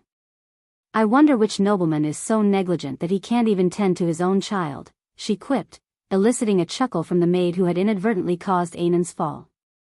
Xian felt a surge of frustration and anger. Rushing to Anan's side, she scooped up the distraught child into her arms, offering him the comfort and solace he sought amidst his tears. "If you find any errors, ads pop up, ads redirect, broken links, non-standard content, etc., please let us know it report so we can fix it as soon as possible." Chapter 2037. Xian's anger. The impact reverberated through her body with such force that it seemed to echo from miles away. Her heart throbbed with pain, her veins pulsing with fury as her eyes blazed crimson. What a despicable woman! With a disdainful frown, the lady shot a reproachful glance at Xian, her displeasure evident. Seizing the opportunity, the maid, who had been attempting to comfort her mistress, addressed Xian brusquely. "Madam, kindly step aside. Your presence is disrupting our Mississippi." At that moment, Nanny and the others rushed over, alarmed by the commotion. Concern etched across their faces as they inquired about the situation. Seeing Anan in distress only deepened their anguish. Xian pressed a tender kiss to Anan's forehead, soothing him with gentle words. Wiping away his tears, she entrusted him to Nanny's care, instructing her to take him downstairs. With no male guests present on the upper floor, Ai and the others remained below, unaware of the unfolding drama. Sensing Xian's simmering anger, Nanny cradled Anan in her arms, comforting him as they descended the stairs. There were some things Xian wished to shield Anan from witnessing. As soon as Nanny descended the stairs with Anan in her arms, Xian wasted no time in delivering a resounding slap to the maid who had caused Anan's fall. The maid recoiled, shielding her face as she let out a piercing scream. Startled, the young lady and her servant joined in the uproar, the former rising indignantly from her seat. "Why did you strike her?" she demanded, her voice quivering with fury. Xian regarded her with icy disdain, her lip curling in a sneer. With a swift motion, she delivered another slap to the maid's face, her gaze piercing as she pointed an accusatory finger. "Why did I hit you? Do you even comprehend the gravity of your servant's actions? Why don't you inquire about the misdeeds of this wretched creature?" The young lady seethed with rage, her entire frame trembling with indignation. To have her maid publicly humiliated in her presence was a flagrant disregard for her authority as mistress. Arrogant, insufferably arrogant. The maid's cheeks flamed red, swelling from the impact as she sobbed, pleading, "Miss, please stand up for me. I've done nothing wrong." Unable to bear the injustice any longer, Zixian interjected, her voice tinged with outrage. "Miss, are you blind to the truth? The young master posed no threat to you. Why then did you trip him as he ran past? He's but a child, and your actions were needlessly cruel." As the wife of the prefect, Xian commanded respect from the people of the prefecture. Having witnessed such injustice firsthand, Zixian felt compelled to speak out, unafraid of the consequences. There's no need to mince words. The maidservant's protestations were met with swift rejection. Yet, she persisted, crying out, "Stop slandering me. We're outsiders here. Your companion is clearly biased against us outsiders. I didn't trip him at all. He's just a child. Why would I even bother arguing with him? It's obvious he was the one being careless." Xian silenced her with 2 more resounding slaps, her voice laced with condemnation. "You dare deny it, wretched creature. Zixian and I witnessed your deeds firsthand, and we stand by our account. Who do you think you are? You're not even worthy of my scorn." At that moment, 2 other young women, accompanied by their maidservants, approached, their disapproval evident. Having witnessed the incident themselves, they couldn't help but admonish the maidservant. These 2 women were mothers, unfamiliar with Xian but nevertheless disgusted by the maid's behavior. Lu Ying, the maidservant, seethed with resentment, her tears flowing even more profusely. Yuan's prefecture city people are bullies. Absolute bullies. You twist the truth to suit your own ends. I didn't do it, I swear. Tang Fanghua, one of the young ladies, bristled with anger. Is there no rule of law for nobility? How can you act so unreasonably? A gentleman resolves disputes with words, not violence. Your behavior is utterly reprehensible. If you find any errors, ads pop up, ads redirect, broken links, non-standard content, etc., please let us know your report so we can fix it as soon as possible. Chapter 2038, Just Domineering. Xian's gaze pierced her with icy disdain. How dare you invoke the law? Are you the sole arbiters of wrongdoing? If this individual refuses to confess, apply pressure until she yields. His directive was clear as he cast a pointed glance at Lixia, Kaiyun, and Kaiyue. What are you waiting for? Act. Enraged by the audacity, Lixia and her cohorts needed no further encouragement. With a curt affirmation, they advanced to administer punishment upon Levying. Witnessing the altercation, the 2 young mistresses and their attendant recoiled in astonishment, swiftly retreating to the sidelines. Their exchanged glances betrayed a mixture of shock and vindication. It was a fitting retribution. Such impudence warranted swift justice. Tang Fanghua and Livmei's cries of terror pierced the tense atmosphere. Livmei instinctively shielded Tang Fanghua, offering no assistance. In a sudden surge of defiance, Tang Fanghua fixed Zixian with an accusatory glare. Is this how your establishment conducts its affairs?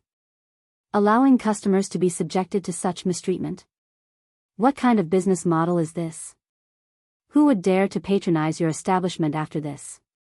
With newfound resolve, May joined in, urgently calling for the shopkeeper.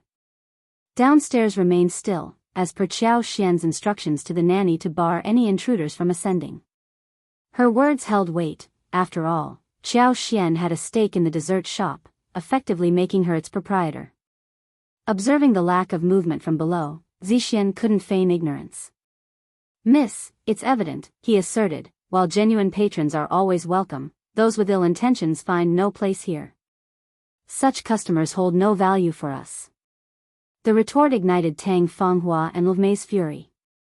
Meanwhile, Vang bore the brunt of Lixia and her accomplices' assault, enduring a barrage of pinches and hair-pulling, reducing her to a pitiful state. Initially defiant, she now sobbed uncontrollably, her cries for help punctuating the chaos. "Miss, please, save me. Miss, help." But what recourse did her mistress have? Tang Fanghua remained aloof, wary of becoming a target herself amidst the escalating confrontation. Caught in a quandary, she grappled with the dilemma of intervention. Even if she could regain her dignity later, it would not change the fact that she might be in a sorry state and suffer. However, Vang was humiliated and bullied like this in front of her master. This made her feel extremely embarrassed. This was no different from slapping her face again and again. "Enough."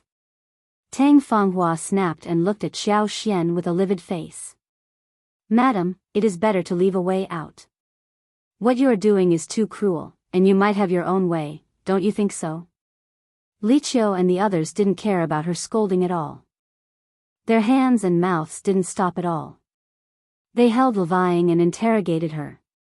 Xian's cold gaze bore into Tang Fanghua, a disdainful smirk curling her lips. "Threaten all you want. I'm not intimidated." Mei's patience snapped, her voice rising in anger. "If you're not afraid of our mistress, then fear the Lord Prefect. She's kin to him." The declaration halted Lixia and her cohorts in their tracks, their expressions a mix of shock and disbelief directed at Xian. Even Zixian found himself taken aback, casting a perplexed glance at Tang Fanghua and her servant. Xian herself was caught off guard by the unexpected revelation. Such audacity from this source was beyond expectation, bordering on terrifying. With a pointed look at the bewildered duo, Xian motioned for Zixian to escort them downstairs. "If you find any errors, ads pop up, ads redirect, broken links, non-standard content, etc., please let us know each report so we can fix it as soon as possible."